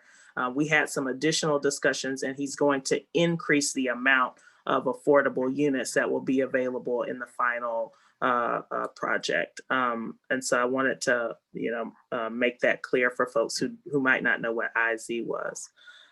So with that said, I move that we accept the changes to PUD 1531 at 1701 H Street Northeast. Can I get a second? Second. Any opposed? I mean, I'm sorry, all in favor? Aye. Aye. Aye. Any opposed? Any abstentions? Okay, the ayes have it. Thank you so much, Mr. Perrine. Thank you, commissioners. Okay. And I don't see anyone from Family Community Church online for the grant proposal. If anyone is online from Family Community Church or from the Patsy Hartsfield Center, if you could please raise your hand. Can someone put their phone on mute, please, and close your video? Yeah, we're getting some feedback. Okay. All right, I don't see anyone online to make the presentation. I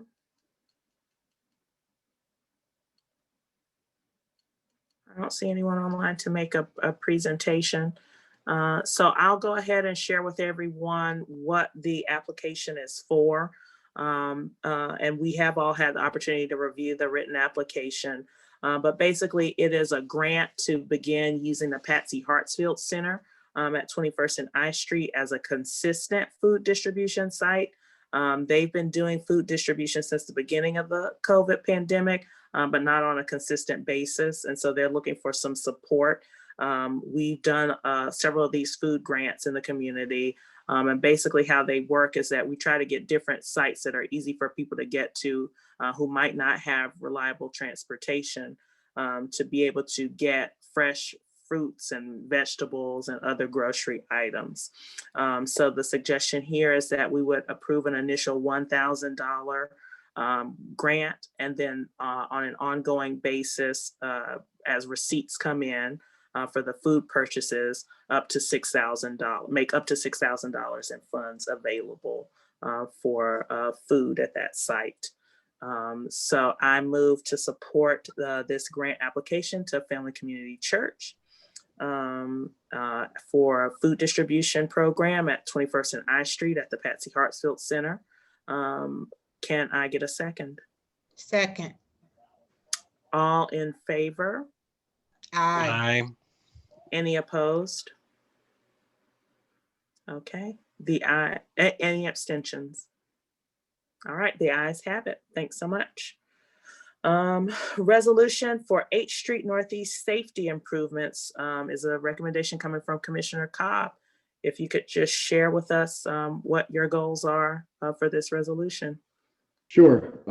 So I think a lot of us who have shopped or visited or driven on or really just been involved on H Street Northeast in any way have recognized what an issue traffic and dangerous driving has been, especially.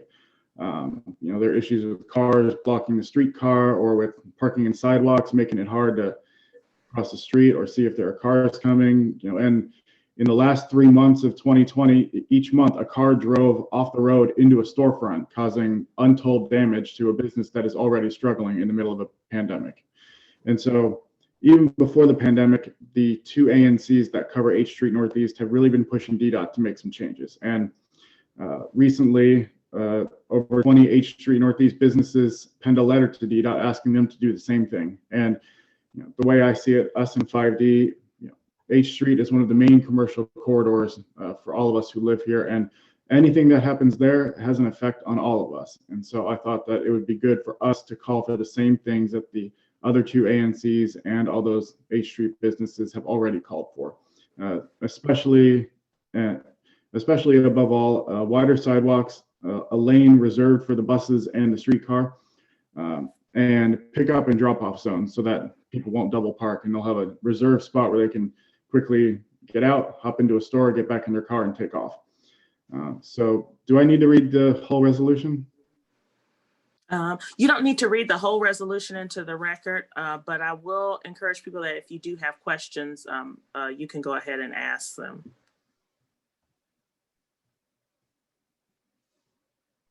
Okay, I'm not seeing any. Okay, I got a comment of support from Cole Ingram, here from Michelle Long. Okay, I'm not seeing anything else. So if you want to make a motion. Sure, I move that we adopt this resolution and send it to DDOT. Okay, all right. All right. All in favor? Aye. Any opposed? Any abstentions? Okay, all right, the ayes have it. Thank you so much, Commissioner Cobb. And Commissioner Hoffman, needed changes at DOES for UI administration, unemployment insurance, for those of you who don't know what UI is. Yeah, thank you.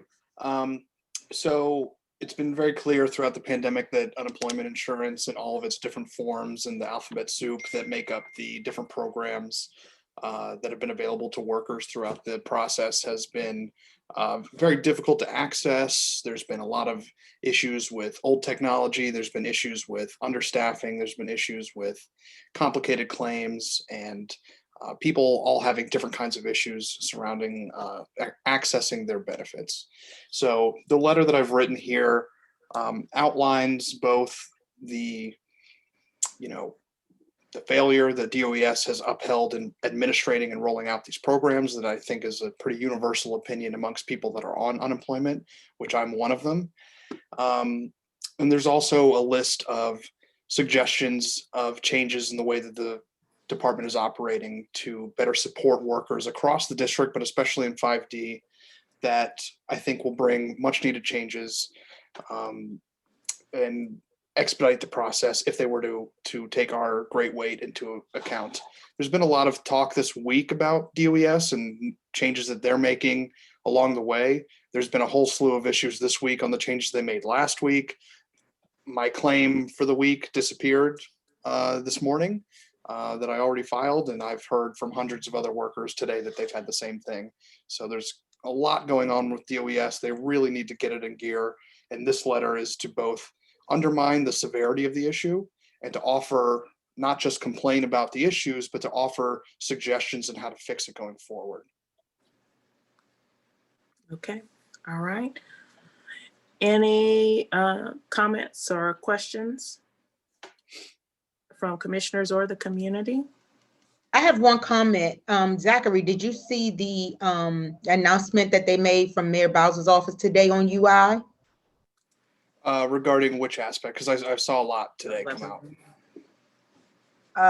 I don't know exactly. I know it. I saw UI and she made an announcement today. Mm-hmm. I think you might be referencing the $11 million in increased Yes, funding. yeah, that's the one. Mm-hmm. Yeah, I did see that, and that's great. However, the year and a half it'll take to redevelop a system using that money is not going to help workers this week or next week or throughout the rest of this pandemic. I'm glad that there is positive momentum happening. That's very good, but it's not helping people right in this moment, which is kind of what I'm focusing on with this letter. I have plenty of ideas to give DOES throughout the process, and I plan on giving those. But this letter specifically is focused on what's happening right now, that people are waiting 12, 13, 21 weeks for benefits. And, they really need that money now. The rent comes every month, regardless of if your unemployment check clears. Understood. Yeah. All right. Okay. Thank you. All right. And with that, did you want to go ahead and make a motion? I motion that we accept this letter and send it to DOES. All right. Can we get a second? Second. Okay. All in favor? Aye. Aye. Any opposed? Any abstentions? All right. The ayes have it. Thank you so much, Commissioner Hoffman. Thank you. Okay. All right. And I do see that we have Greg Madaleski, I hope that's right, on the line with us for a requested presentation on the West Virginia Avenue protected bike lanes. But before we move to Mr. Madaleski, I'm going to give you a minute to get set up there. I did see very late some of the questions on 1701H, and just want to briefly share that no, I do not know the start date. And that the percentage of IZ is up from about 8% originally to just over 12% of the square footage of the building. So we'll see what the final numbers work out to be, but just wanted to make people aware of that. Okay, Mr. Madaleski, go ahead. All right. Hey, good afternoon, everybody. Can you all see my screen? Yes. All right, wonderful. Let me go into full screen mode here. All right, yes. Hey, good evening, everybody. Thank you, ANC 5D, for having me. My name is Greg Madaleski. I'm a bicycle program specialist with the District Department of Transportation, also known as DDOT. And I'm here to talk about the West Virginia Avenue Northeast Safety Project. It's just a brief overview of what we're doing here, or our project area. As you can see here, we're looking to implement some safety improvements along the West Virginia Avenue Northeast corridor. Specifically, I'm here tonight to talk about the corridor or the portion south of Mount Olivet Road, all the way down to K Street Northeast. It's about 3/4 of a mile long. As you can see, it's we have the Gallaudet University campus on the west side of the street here, and most of the residential on the east side. But you can see there's also some capital bike share stations that are scattered throughout here. Just a point of data, 18,600 trips were made on those stations in the year 2019. So the objectives of this project right now are basically improve safety on the corridor. First and foremost, we wish to add protected bicycle lanes to the corridor because it is a common bicycle route for folks heading to and from, neighborhoods in the area. And so we want to separate them from motor traffic. And we also find that adding protected bike lanes will help reduce vehicle speeds on the corridor. We've gotten lots of complaints and concerns about very fast motor traffic on the roadway. And of course, we also would like to increase visibility at crosswalks and for intersecting streets along West Virginia Avenue. So just a bit of a brief background on the planning history for this. This corridor was first identified for bike lanes, all the way back in 2005 in the DC Bicycle Master Plan, as you can see here on the left. And then 9 years later, in 2014, moved DC, District of Columbia's multimodal long range transportation plan. also identified this as a corridor for bicycle lanes, as you can see here. And we are actually updating Move DC at the moment. But then as recently as 2017, the New York Avenue Streetscape and Trail Project again called for this corridor to be for bicycle infrastructure. And then of course, my colleagues Will Hansfield and Kevin Harrison appeared before this same body back in April of last year. Feels like an eternity ago, to present plans on the portion of the corridor north of Mount Olivet Road, northeast. And so basically that corridor is 43 feet wide. Here's you can see the design here, the design that we presented back then. Basically kept the travel lane in each direction with protected bike lanes on either side of the street.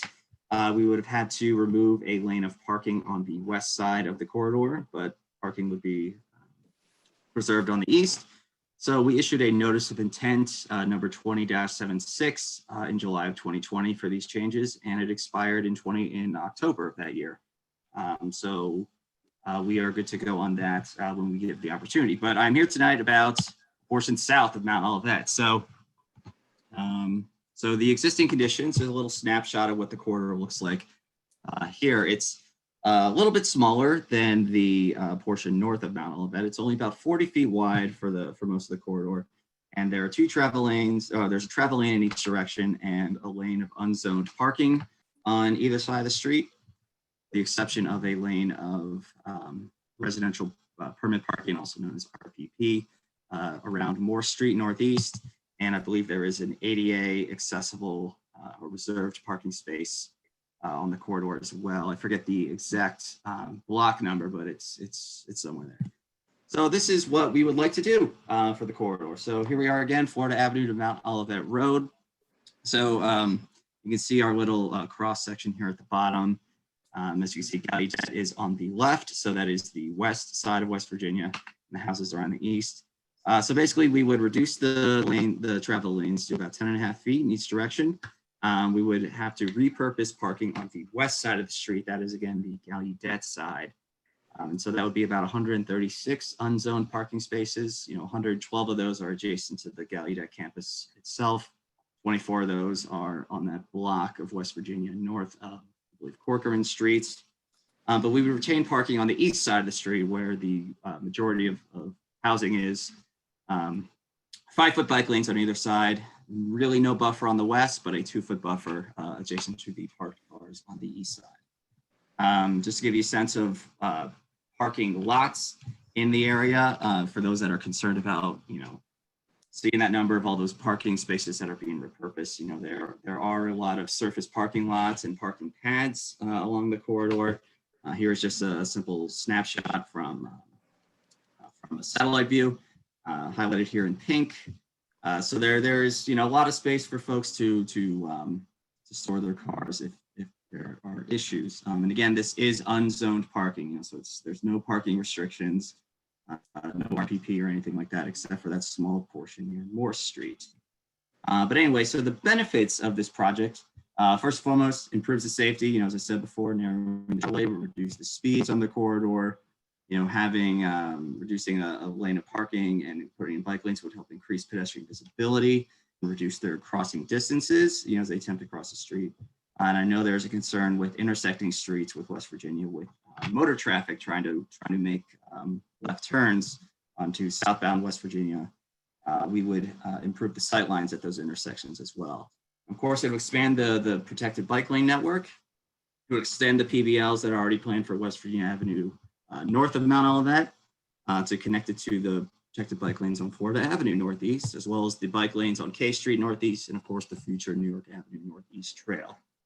We've gotten a lot of requests from folks looking for safe routes to the Arboretum because Bladensburg Road is a mess. So this could serve as a attractive alternative.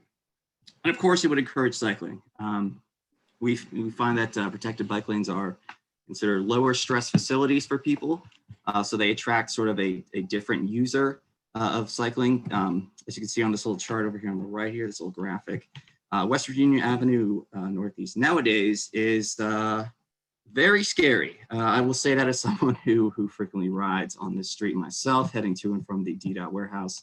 It is terrifying, not a place where someone who is not as confident on a bicycle would like to ride. Certainly not a child or a mother with child. So what we want to do is we want to, get that over to this port, a little lower stress. So more people are comfortable cycling on the street. And of course, as more people cycle, there is reduced demand for parking in the neighborhood, reduced vehicle congestion, reduced air and noise pollution from fewer cars on the road. And some folks, they may feel like they could give up their car. So there's cost savings. And of course, all of this combined is a quality of life increase. So just to give you a sense of timeline, we are looking to move on this pretty quick because we are repaving the West Virginia Avenue corridor in summer of this year. So we're going to resurface the entire street, make it nice. So we're going to implement both phases of this project. I think my colleagues, when they came here back in April of last year, they said it was going to be split up into 2 phases, but now we have the opportunity to knock it out all at once. So we're looking to finalize this design over the spring, of course, working with the ANC. And then we want to issue the notice of intent. And since we are in a public health emergency, we have a 51-day comment period. So that's about 2 months of public comment period. So we're hoping to get that in by the spring so that we can have it ready for the summer when we repave and then implement the protected bike lanes. That's all I have, but I open the floor to questions, and thank you all again for having me. Okay, all right, thank you. So I see that we have, and if someone could turn off their phone, or we're getting an echo. Okay, Jessica Mosley, was a parking study done for this plan? When was the parking study done, and does it take into account street sweeping and the reality that the school at West Virginia and Oates reduces parking? So in terms of a parking study, I believe a parking study was done. I can't say when exactly it was. I'll have to look into that. But we found that most of the parking that is taking place on this corridor, or maybe not most, but a significant portion of it is out-of-state vehicles. Or vehicles that are registered outside of the district, excuse me. And again, the corridor is unzoned, so that means it's not signed for any residential parking permits, so it's not time limited. So we, usually if there are parking issues or parking problems, folks can request RPP parking, as we call it. So if there are, issues or concerns with parking on the corridor as a result of this project, there are alternatives available to help reduce parking demand and limit the amount of time that out-of-state or out-of-district vehicles can park. Okay, all right. And then just a follow-up from Ms. Mosley, and given the fact that many of the streets in Trinidad are one-way, was any consideration given to implementing a plan like that on 6th Street Northeast? I'm not. I don't think I understand the question. I apologize. Okay. Ms. Mosley, could you clarify? I'm sorry, I don't understand. Sure. What we can do is, Ms. Mosley, if you'll clarify your question, we'll share that after the meeting and make sure to get you an answer, and we'll post that to ANC 5D's website. From Matal Lyons Warren, what is the thought process behind having the bike lanes on either side of the road instead of on the same side like Florida? So, all right, great question. So the reason we wish to keep bike lanes have a bike lane on both sides of the street is that we like it to match, the direction of traffic. So right now there's a direction of motor traffic in each direction. And so we find that it's a little bit safer. Drivers on intersecting streets are able to, anticipate oncoming cyclists, whereas we find with a two-way bike lane or two-way cycle track, which is the design right now on Florida Avenue Northeast, there's a lot of complications at intersecting streets, and with driveways, people that are trying to pull out or make a turn from an intersecting street, they'll look in the direction of oncoming traffic, and they won't really anticipate traffic coming from the other side. So that's sort of the reason we wanted to go with this one. And if we did do a two-way cycle track on one side of the street, that would be on the west side. There would be no change to parking or anything, or no additional spaces gained. It would still result in the same amount of parking spaces repurposed. So there's really no advantage to it. And then of course, there's the portion north of Mount Olivet, which is already designed with bike lanes on both sides of the street.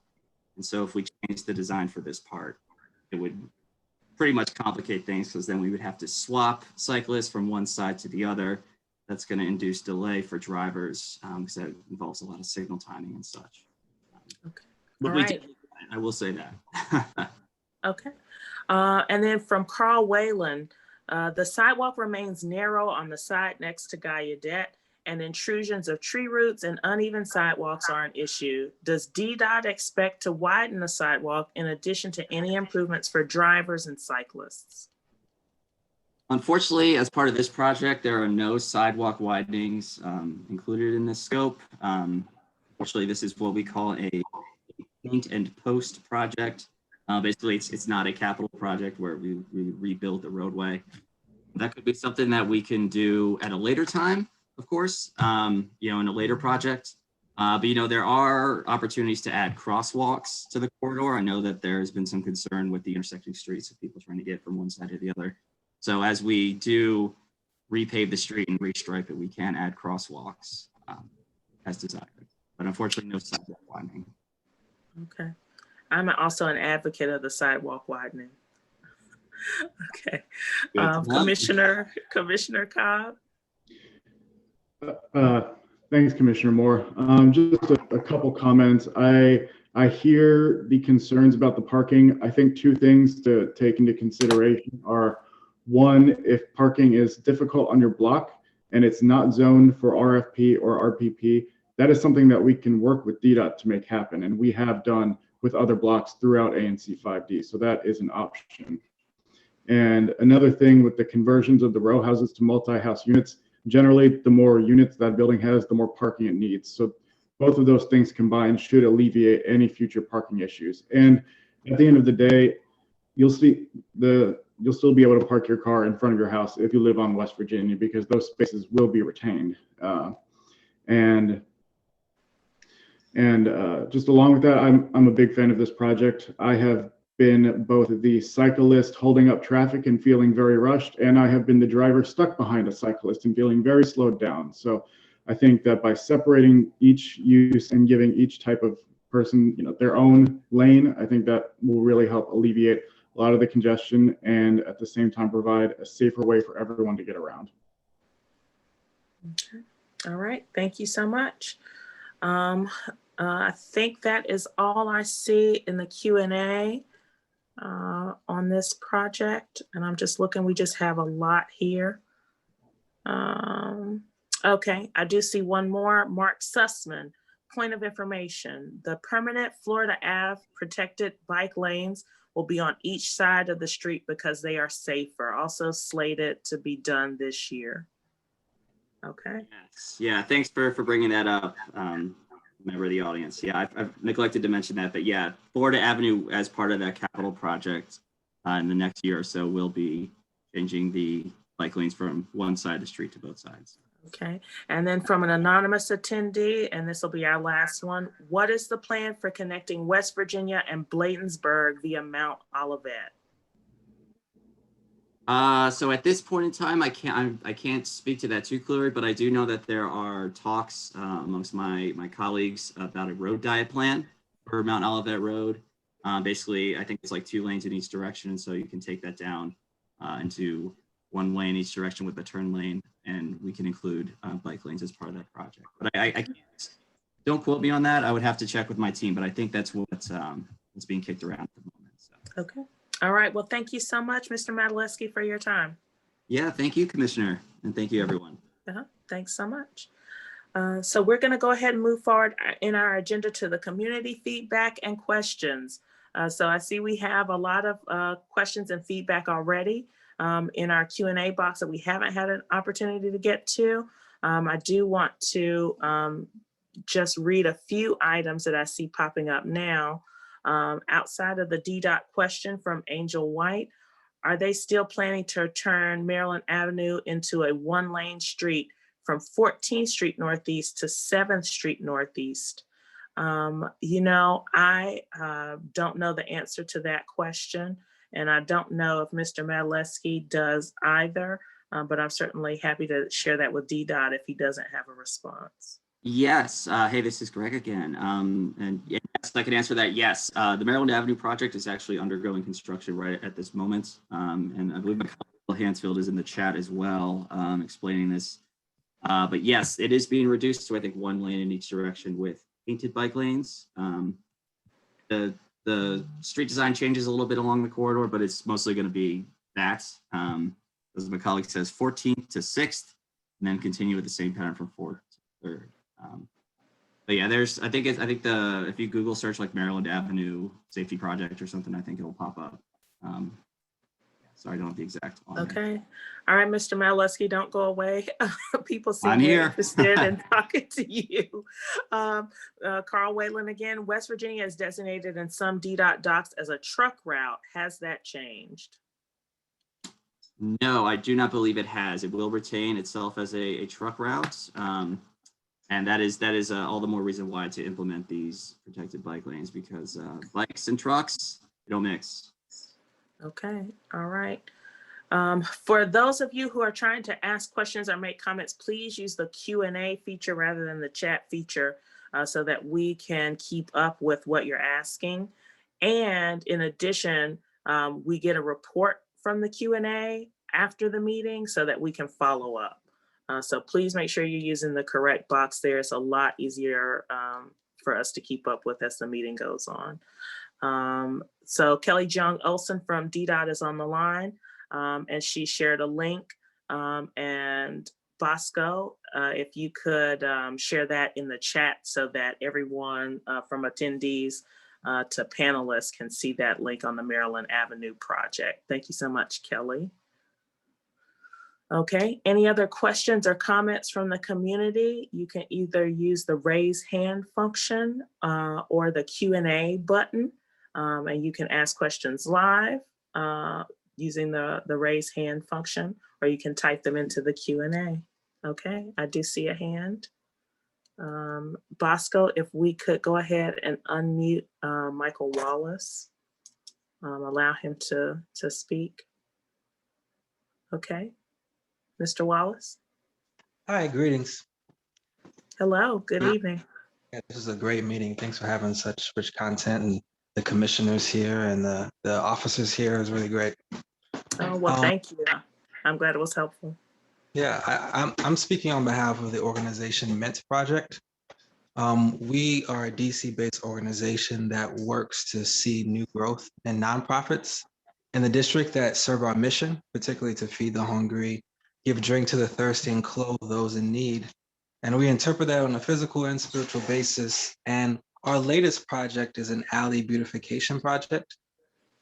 We're working with DC Doors, which runs Zoe's Doors. It's a new youth shelter in Ward 5 that opened up in the old Uniform Service Factory building, right next to the Virginia William Families Resource Center by the Rhode Island Metro stop.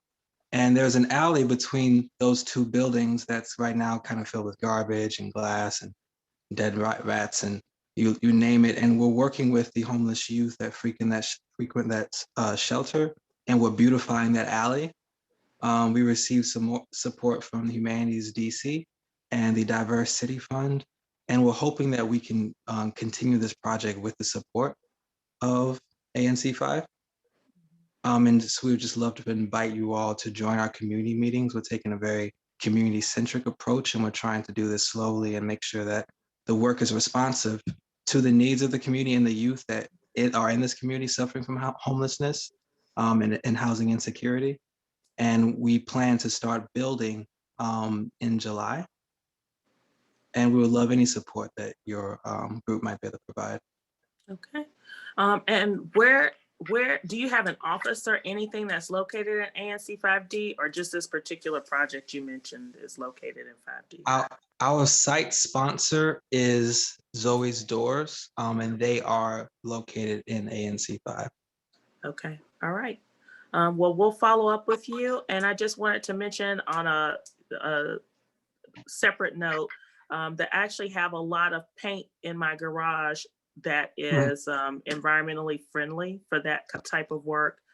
for storm drain and other roadway murals that you guys are welcome to have. So I'll reach out to you after the meeting to make sure that, you know, if it's something that you guys can use, that I'm happy to have you take it out of my garage.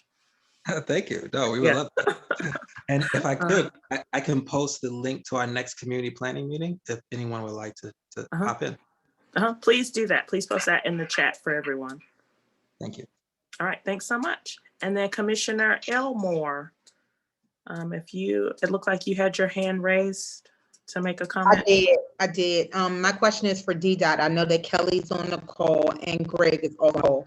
And I wanted to know, as far, of course, I've been having an issue with DDOT for probably the last 3 years. And with DDOT changing traffic flow and traffic patterns in these neighborhoods, can you tell me the time frame that it takes? Because I'm just, and maybe I'm thinking outside the box here. It seems like these bike lanes and these transitions to these bike lanes and these one-way lanes are moving quite swiftly in certain areas, and then we can't get feedback from DDOT constituents and for my constituents from DDOT and getting the answers that we need in reference to safety issues. But like with Maryland Avenue, I mean, how long had that project been in from conception to execution?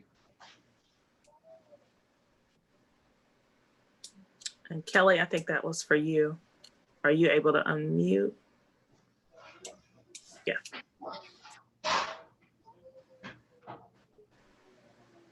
Okay. Did we just lose Kelly and Commissioner Moore? All right. Oh yeah, I don't see Kelly on here, but I can take that question, Commissioner. So in terms of like the Maryland Avenue Safety Project, I could say that was a project that a very long time from planning to implementation. I would say, I think over the course of even more than a decade. And these sorts of capital projects like the Maryland Avenue project are more time intensive because there's a lot more engineering being done. Whereas these bicycle lane projects that we're implementing, as I mentioned before, they're kind of lighter touch. They're what we call paint and post. So like we don't have to really tear up the roadway at all. Don't have to do really too much engineering or any regrading or anything like that. It's just restriping the road and putting in these sort of less than permanent infrastructure. So it's a lot quicker to implement. And I see my colleague Kelly is back on if you'd like to comment as well.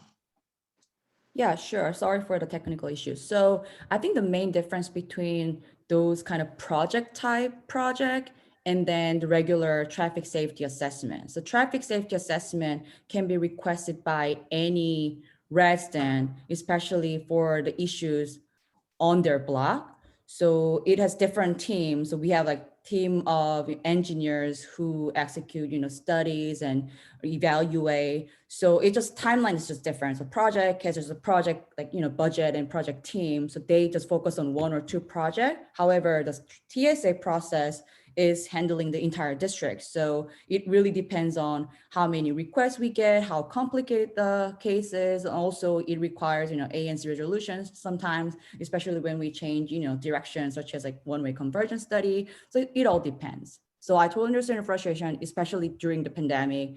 Our data collection has been delayed because we were not able to collect any data, especially during the beginning of the pandemic because the traffic pattern has changed a lot. So now we are, picking that up. So it's moving, but I understand everybody's frustration. So we are working on it. Okay. All right.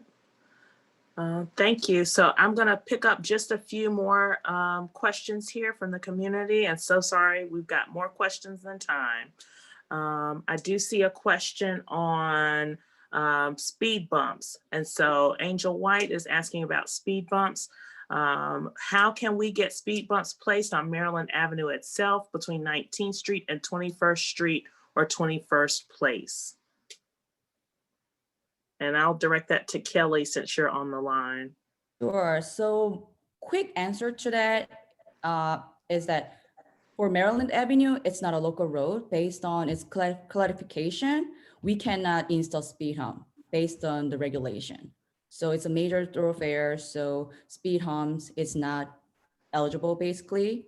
But that's why we're working on Maryland Avenue Safety Project to improve the overall safety by reducing, speed by other traffic calming measures rather than speed humps.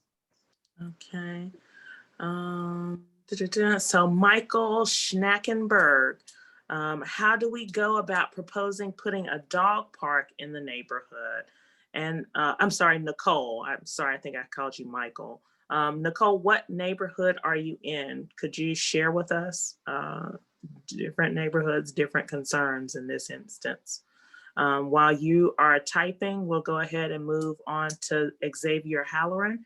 Can DDOT clarify what the intersection will look like at West Virginia and Mount Olivet?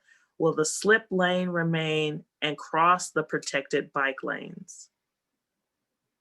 Okay, and Greg, I don't know if you're still on the line. I'm still here. Yeah, Popular. so regarding West Virginia and Mount Olivet, so unfortunately the slip lane will have to remain, but as part of our design for the portion north of Mount Olivet, we are narrowing that slip lane with paint and posts, so that should reduce the speeds right now.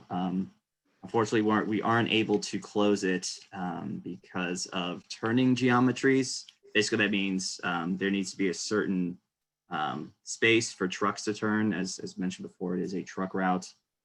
Trust me, I would have loved to close that slip lane, but just due to the geometries there, we couldn't do it, because I think this may be a little too technical, but there is a traffic signal or a traffic signal on that corner, and we just couldn't move it as part of that plan. So we might possibly be able to do it with a Mount Olivet road diet, which will be fantastic.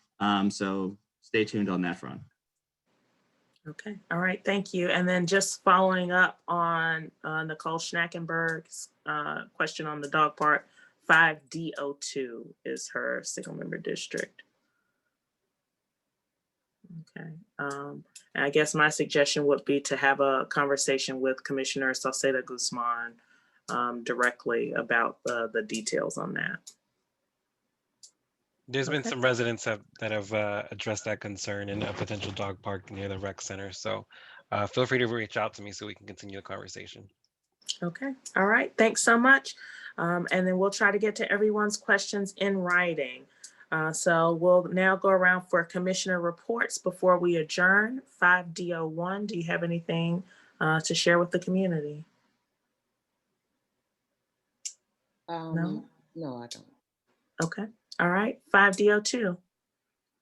Yes, I did a district walkthrough of the neighborhood of my corresponding area this weekend, working with 311 to handle all the stuff that I saw.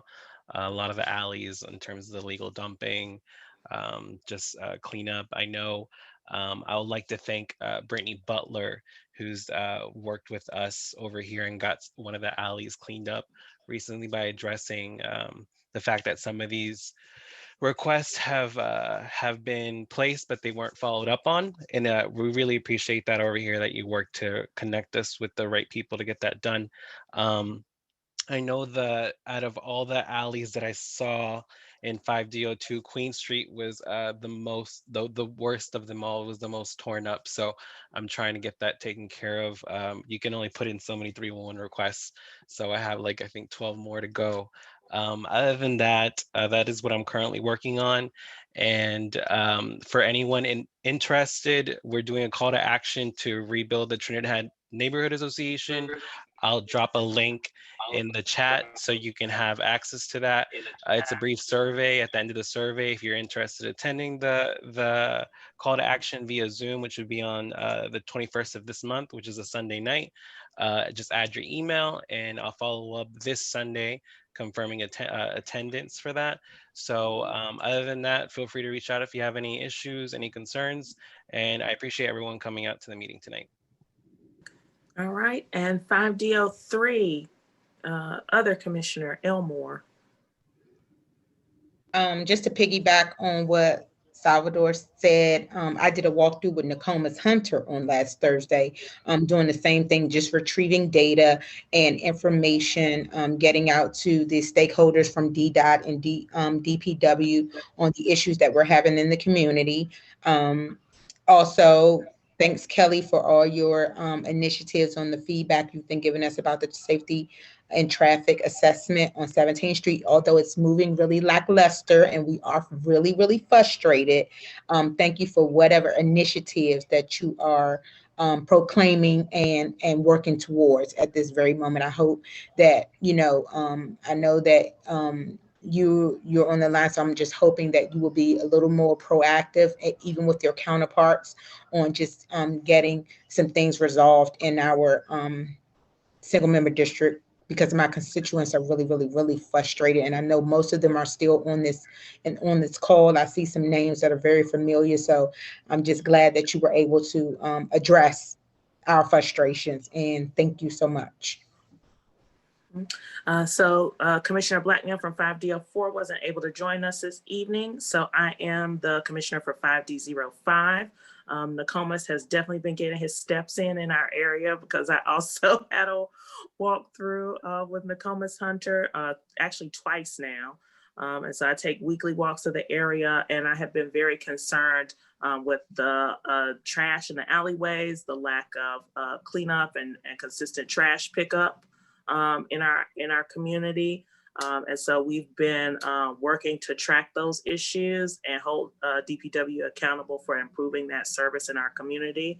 One thing you'll be seeing coming out we're gonna have a monthly newsletter on the 15th or 16th of each month coming out from ANC 5D, is that there will be a survey. So if you need to let us know about some DPW issues that you think we might not already know about, I think one thing that we're really working to try to track is if there are multi-unit buildings in particular that are using your DPW trash cans. So we're seeing a lot of that. And just so you're clear, if a building has 4 or more units, they need to have their own trash service. So if you're seeing any of that going on in the community, please take that opportunity to either just write to us via email or fill out that very brief survey that you'll see coming out soon from us in our monthly newsletter. So with that, can I just add one more thing? I am a very frequent reader and poster on Nextdoor, and yesterday I seen that Mayor Bowser appointed a new interim director for DPW. Her name is Christine Davis. I don't know if all were able to view that post, but she seems really engaged at this point. I don't know from what perspective we'll be able to engage with her as far as our issues with DPW, but I just wanted to make sure this platform was aware that they made that announcement. Thank you for that reminder, because I think this is exactly why we're doing the survey and some of the tracking and following up right now, because this is the perfect time to have that conversation when you have a new director who's fresh and full of energy and optimism. We're going to have some very real conversations about the ongoing challenges with quality of service in ANC 5D from DPW. So thank you for mentioning that. 5D06.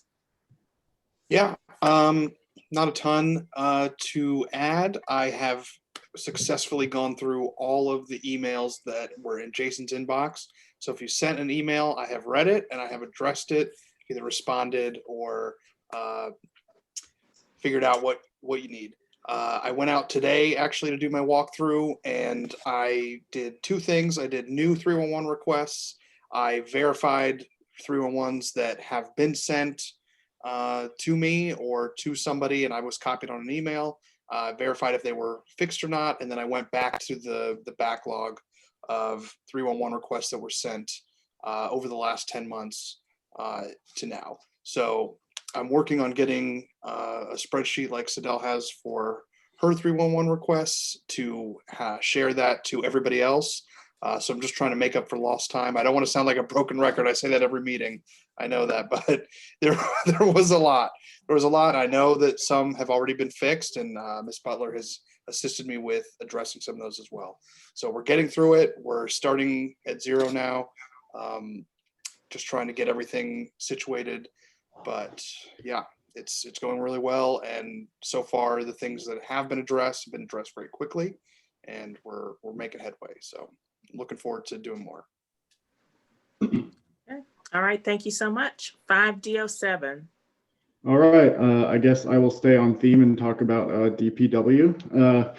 I have also been doing walkthroughs at least once a week, and just because of that, and thanks to neighbors who reach out to me, I am aware of several problems that we're having, especially with trash in alleys and in multi-unit buildings.